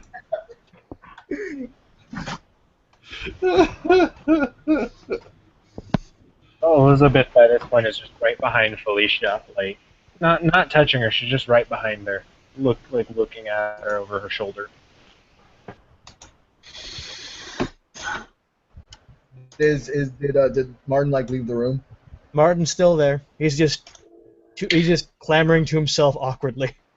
Yeah, I am actually going to exit Dimitri for the night because I am tired. I have class today, and I got a lot of shit to do. So I'll catch you all later. Night, Solon. Yeah. Oh, before you go, Saul, my schedule unfortunately just cleared up. For what? Well, I won't be busy tomorrow or Saturday. Arma? Yeah, the game has failed on me. Well, that sucks. But I have class all of tomorrow night and most of Saturday. So I'll catch you at some point. Later, folks. Later. Yeah. Okay. Now, out of character, what was the name that Charlie. Charlie? I don't think Felicia ever met someone named Charlie. None of us have met him. Yeah, no. Like everyone's offering their condolences. It's like I don't know, but Like I mean, He's the only one here who's really gonna know anything would be. Actually, the only one here who knew him was Brett's character. yeah, like I just do weird. think it's hilarious that the oldest fucker in the room actually understands werewolf honor because, yeah. Is it just me, or did that get just unintentionally awkward for all of the characters there? Sorry. Awkward as fuck. Beautiful. and the buzz is gone. For those of you who had a buzz. Oh, well, yeah. She had a dancing buzz. There's a thing as that. I think it's called a dancer's high, not a dancer's buzz. What? It's called dancer's high, not a dancer's buzz. Okay, dancer's high, whatever. Martin moves towards the bar counter and sets a bill to the counter haplessly. Everyone come get a drink. My treat. I don't know what else to offer or say. Tank will quietly walk over to the bar. His head kind of down low in respect. Yeah. Kellen's gonna stay away from the bar. Because she's not an idiot. Hey, Mox isn't there for drinks. Yeah, no. So far, it's The only one who knows what Mox was doing hasn't said shit. Felicia knows too, so. Okay. The only two. Martin doesn't know it all. Yeah, no. No, it's just she'll get yelled at, and that's just almost as bad. Is there a fireplace in the place? Let's see. I'll roll fate die on it.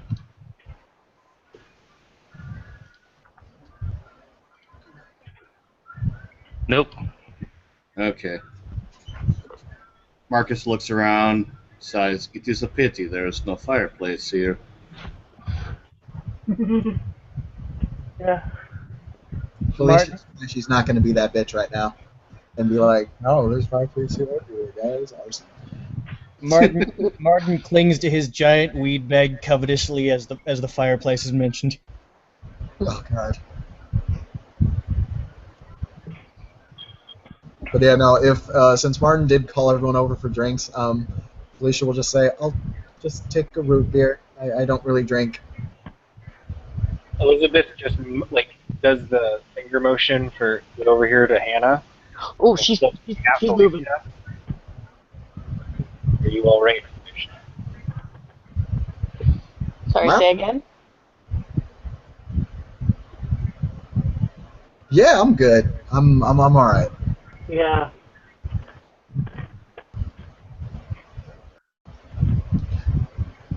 Martin looks to Felicia, moving his weed bag away with turning slightly red with a little with embarrassment. I mean, it's fine. I mean, like, I had friends in high school that definitely did that. Like, I mean, I don't judge. I'm never really sure of anyone's culture. In Africa, there isn't really much restriction against it, but not everyone but everyone has a different mentality toward it. Look, brother. I'm from LA. All right. Not much of a worry for that. By LA, do you mean Los Angeles? Yeah, Los Angeles. Angeles. Is that how it's pronounced? Yes. Ah, I've never been. Could you tell me anything about it? I wouldn't wear that suit there. Why is that?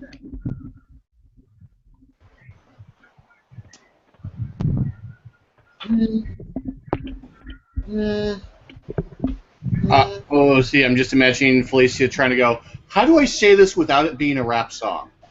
A little bit. Like, it was just like...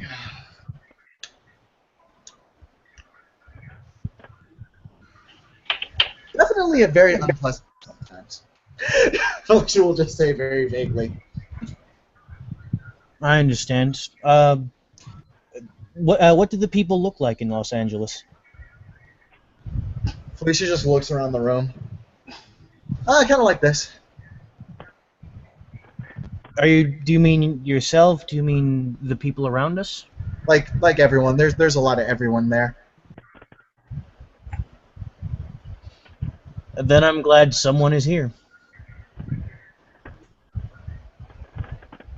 Yeah.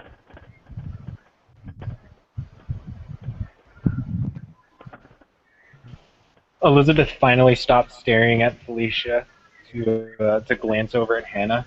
Mm-hmm. Are you all right? Yeah. Tired, I guess. Got it. We'll need it tomorrow. How can anyone have an identity if everyone looks like everyone though? The first thing anyone notices is how someone looks. Anna's gonna whisper that really quietly. Marcus has gone back to trying to fix his damn armor. Felicia finally will clear her throat, actually getting some goddamn faculties now. She'll say, what I mean to say is, LA is a real melting pot of a lot of different cultures. Yeah. And I mean, when I say that this is what people from LA look like, I mean, there's people like me, people like you, well, maybe less people like Marcus, but you know. Let me stop you a moment. I'm not entirely certain I believe there are more people like you. I need to roll willpower.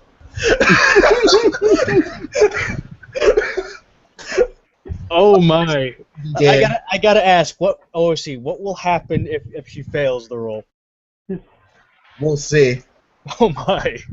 She's good. If she fails, You'll either get the good Latina or the bad Latina. There is no in between. Oh, scary. Is that a success overall? Yes. She got 5 successes. She's fucking good. You got the good Latina. What exactly would the bad have been? Oh, you don't want to know. Rapid fire Spanglish and probably trying to Why are you so stick your stupid? nuts through the nearest football goal. No, she probably would have frenzied, and you'd have had two Krynos werewolves, one trying to subdue the other. No, she might have just... Fox Frenzy was a possibility. Oh my. Oh, that would have been bad. That would have been amazing. That would have been awesome. It's like, she's an Arun. She's also Latina from LA. Oh, yeah. You do not cross this Latina. You will die. She's activating Razor Claws.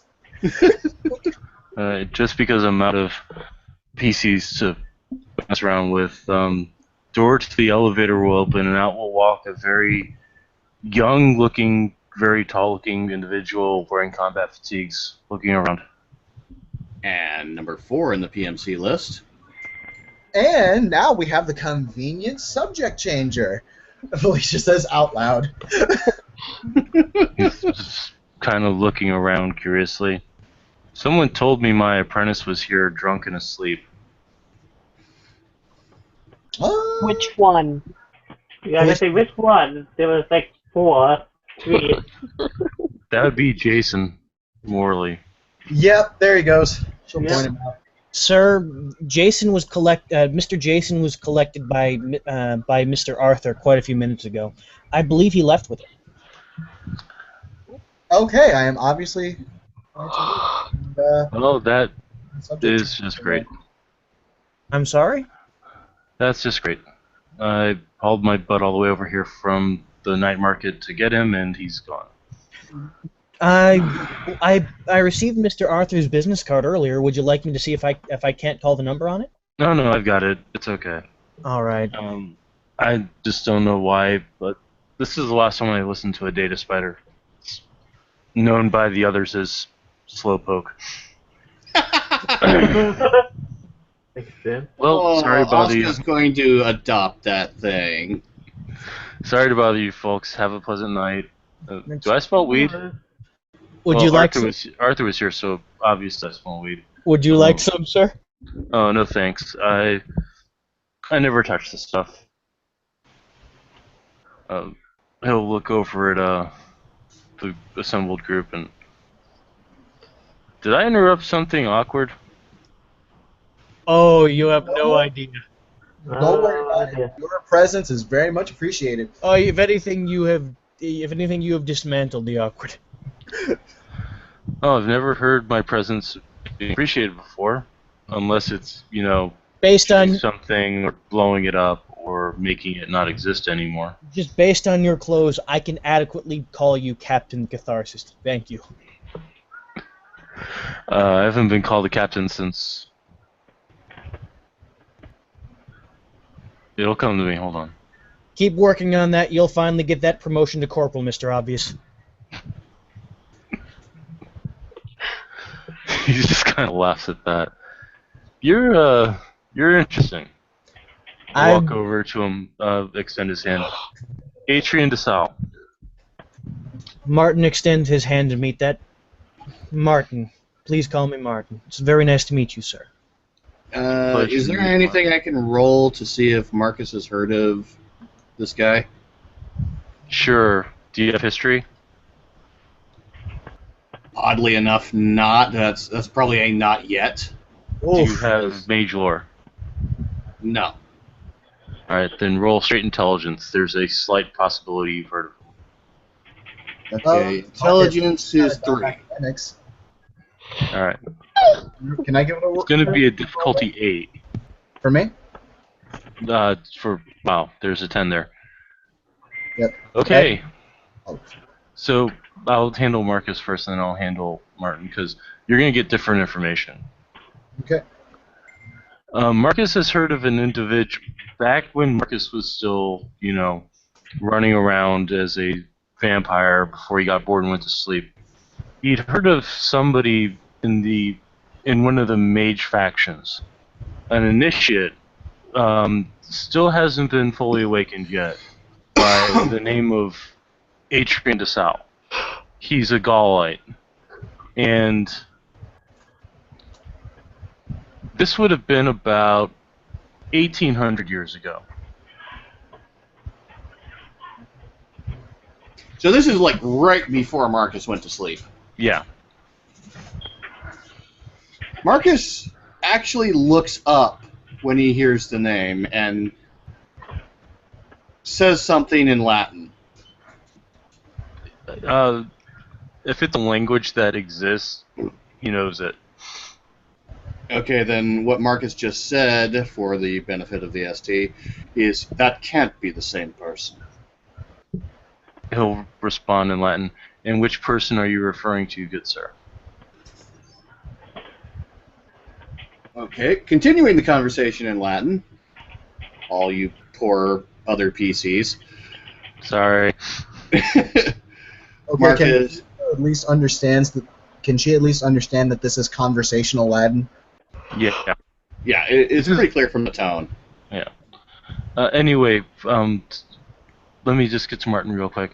For you, it would probably be, you don't have tradition lore, so it'd be Mage Lore difficulty 8. Intelligence Mage Lore. I still don't have intelligence made lore. I have intelligence thought, deep thoughts.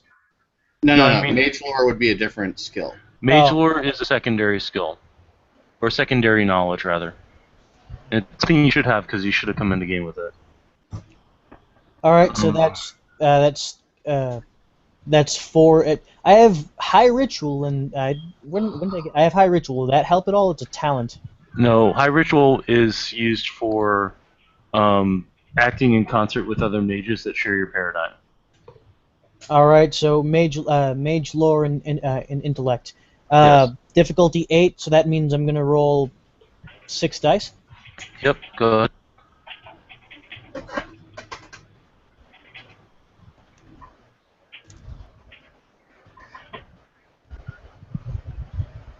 Oh, forgot to clear my old one. No problem.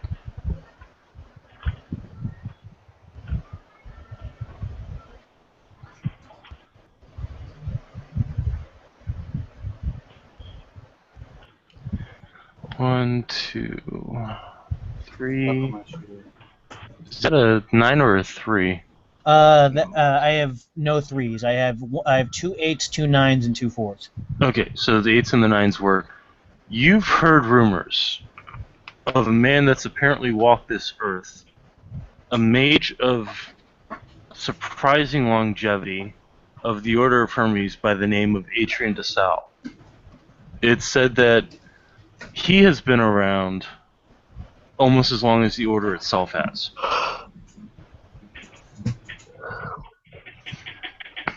Martin goes wide-eyed. Sir, sorry to interrupt, but I would like to buy you a drink. The opportunity would not, I'm not sure the opportunity will come again, and I want to act. He'll nod his head. Scotch neat. Glen McKenna, if you have it. Martin sets another bill to the counter. Make it good just for this man. All right. Somebody will go behind the counter and make it up for him, since Mox isn't there anymore. And he'll take it and he'll sniff it and he'll take a sip. Fine sipping whiskey, that. At which point he'll turn back to Marcus, since Marcus was about to respond to him in Latin. Marcus responds, I have heard of a student who was around 18 centuries ago. A young neophyte of the sorcerers in the Gauls. He had the same name as you. Well, it couldn't possibly be me, could it? It's the saying in perfect Latin. You speak my language as a native. I speak a lot of languages as a native. A fair point. To be fair, though, there are not many people that know who I am. How old are you, good sir? 22 centuries and many more decades than I wish to count. Congratulations, I am Atrian de Sal. You're correct. About 225 AD, I was initiated into the Sorcerer's Guild of the Order of Hermes. I am Marcus de San Mateo. It is a pleasure to finally meet such an interesting apprentice to have come to our attention. I would say that it's an interesting situation that I have become involved in. Marcus bows his head in respect and actually gives a Roman salute to him. He will respond with a Gaul salute. Which Marcus will smile at. I have a question. Yeah. Out of character. Do these salutes look anything like what Hitler did? No. The Roman one? Oh, it's exactly. Oh. Okay. It's the the Gaul exact. one. The Gaul one looks similar to It's basically hand across to the right hand across to the left side of the chest, and then a bow. Okay. Yeah. No. The Roman salute is same hand, opened towards the person being saluted. But yeah, it's exactly the same as the Nazi salute because Okay. Hitler fucking stole it. Yeah. Marcus is now on Hannah's sort of permanently avoid list. It's not even his fault. It's not his fault, but it doesn't matter. He did the Nazi salute. Hannah's gonna doesn't- stop what she's saying and just be like, He doesn't know it's Roman. doesn't know it's Roman. Adrian will take another sip of the drink and look over at Martin, and then look over at Felicia and say, "I believe your lady friend is getting lonesome." I believe if I were to go over there now, I'd be met with an icy reception. Call it a sixth sense. If that is what you say, that is what you say. He'll stand up, walk over to the two women that are talking to each other, and smile to them both. Good evening. Good evening. Are you two enjoying yourselves tonight? You could say that.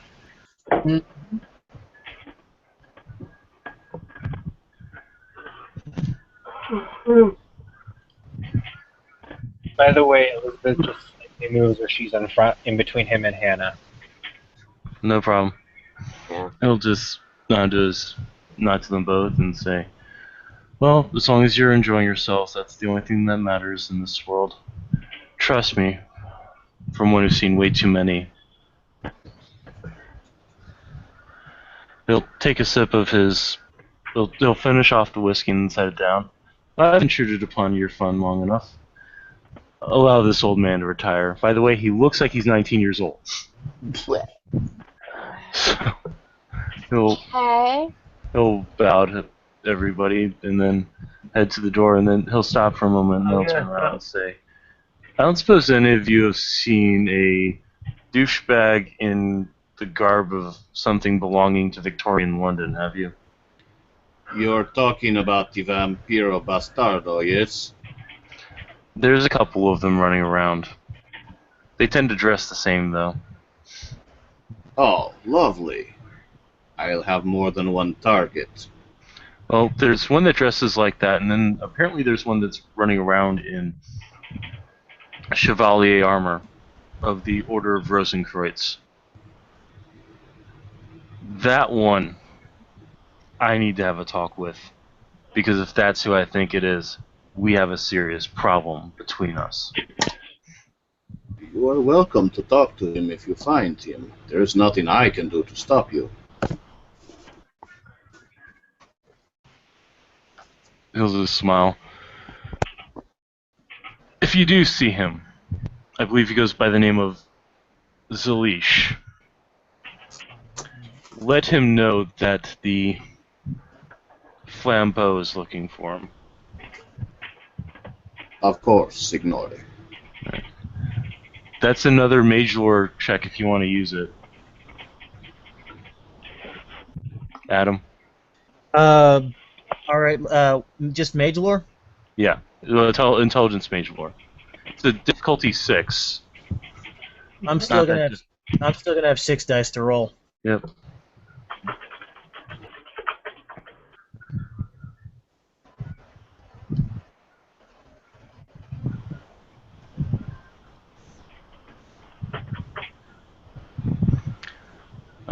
One success is enough. So you're familiar as a member of the Spirit Alliance. You're familiar with the Taftani. The Taftani are known for vibrant and beautiful displays of magic that usually involve them gaining a lot of docks and then exploding. The Flambeau are second to them in terms of flashiness. They are House of the Order of Hermes that specialize in all the things that cause explosions and fire. It's not uncommon for a Flambeau mage to throw 3 fireballs in the course of a combat out in the open with nobody really questioning it, but waiting for a docks explosion to happen. And they typically have short lives. So they're pyromaniacs. Somewhat, yeah. And you just met one that's been around for a lot longer than most Fembo even think of existing. Mm. So that should tell you something about the man. He comes from a long line of goblin sappas leaving the mock. His grandfather's was the meat of wine. Fuck! Alright, back in character. Way back when, he punched Mr. Steve Rogers in the jaw.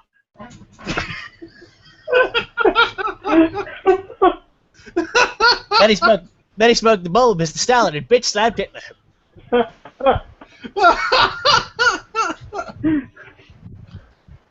Some people think he's Chuck Norris's father. Yeah, pretty much. Some say it's magic, some say it's Maybelline, I say it's bullshit. Alright, pull it back in. And this is what happens when you talk to a guy from the 1950s. Yeah. You guys are still alive, guys, so let's pull it in. Oh my god.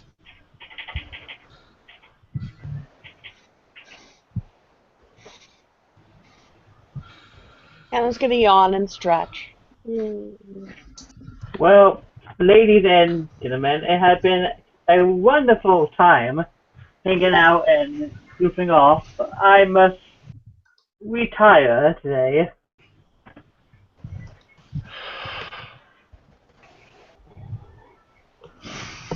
Take a stand up and put the glass down since it was fun and leave. I'm out. Okay. So, just so that the watchers know, there's been a little bit of a stare down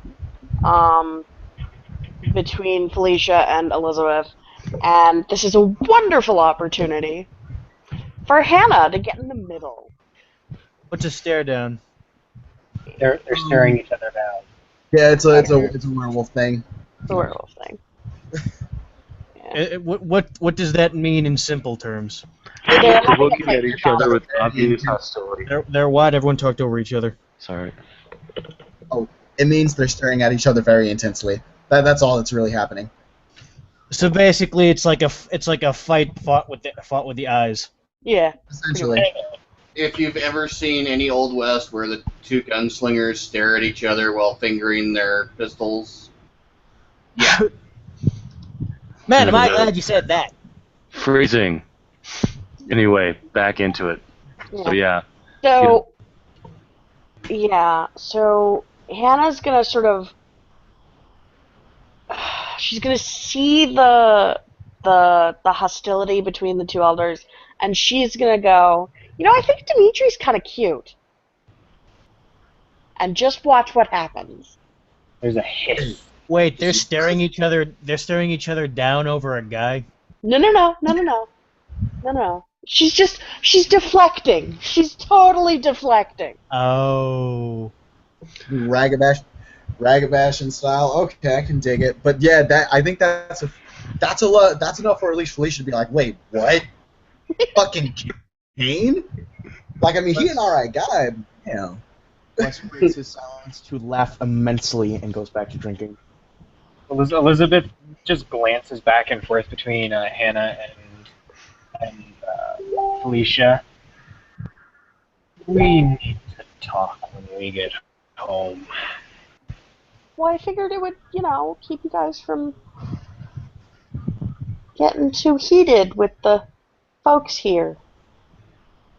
Elizabeth just wraps her arm around Felicia's shoulders. Oh, we're fine. She just has her hand on Felicia's shoulder, just squeezes a bit, not aggressively, but if you want to roll like intelligence, empathy, or something to figure out what she's trying to convey. Fuck it, I'll do it. I'll do perception empathy. Let's do it. There's 2. Yeah, she's saying, well, she's letting you know that this isn't that this is still going to be talked about, but we're going to drop it essentially. Of course. That's fair. Felicia will hug her bestie, because they are still besties.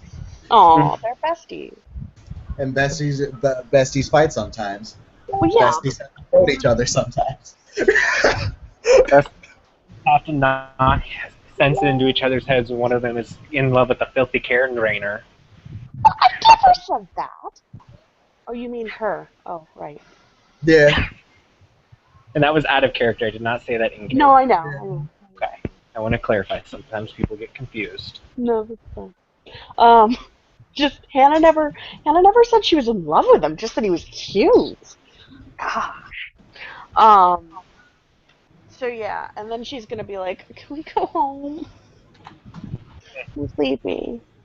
Felicia, or goddamn it, Elizabeth looks at Felicia. There we go.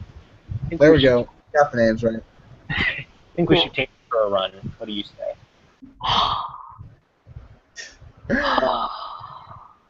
She's already gonna go for the ringer tomorrow. True. But it would get us back home faster. Maybe. Right now, Why don't we just call an Uber? I did promise her at least one last normal night. Alright. Even though this was the exact opposite of normal. Then we'll start tomorrow. Three of them making their way to the door. Oh yeah. Yeah. Martin calls out, perhaps tactlessly, just from frustration of the night. Make sure to call me. Oh no. Elizabeth just looks at him and gives him a big toothy smile, and that's her and Felicia are walking away. That's how Marcus. No, I'll let you finish and then my thing. Oh, you done? Yeah, I think we're good. Marcus pulls on his uniform top, gloves, and armor, and then heads for them. Signorias, may I walk you to the door? I think we're all right, thank you. As you wish.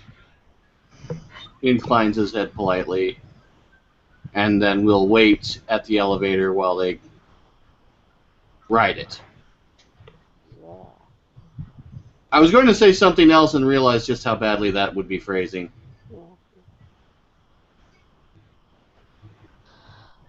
Before we take it down. Sure, let's go with that. Yeah. We take the elevator. It's fine. Yeah. So Hannah's gonna go to sleep. Hannah's not the only one. Yep. Since I'm quite tired too. Does anybody want to do anything else before I close up the scene and go to bed? Because I really should have been in bed about an hour ago. Yeah. I think everyone's starting to make their way to the door anyways. Okay. We'll go ahead and close it up then. Thank you, players, for playing. We actually had watchers, so thank you, watchers, for watching. This has been another edition of Hong Kong House of Cards, where everything blows up and nobody lives. Just kidding. Or am I? Have a good night.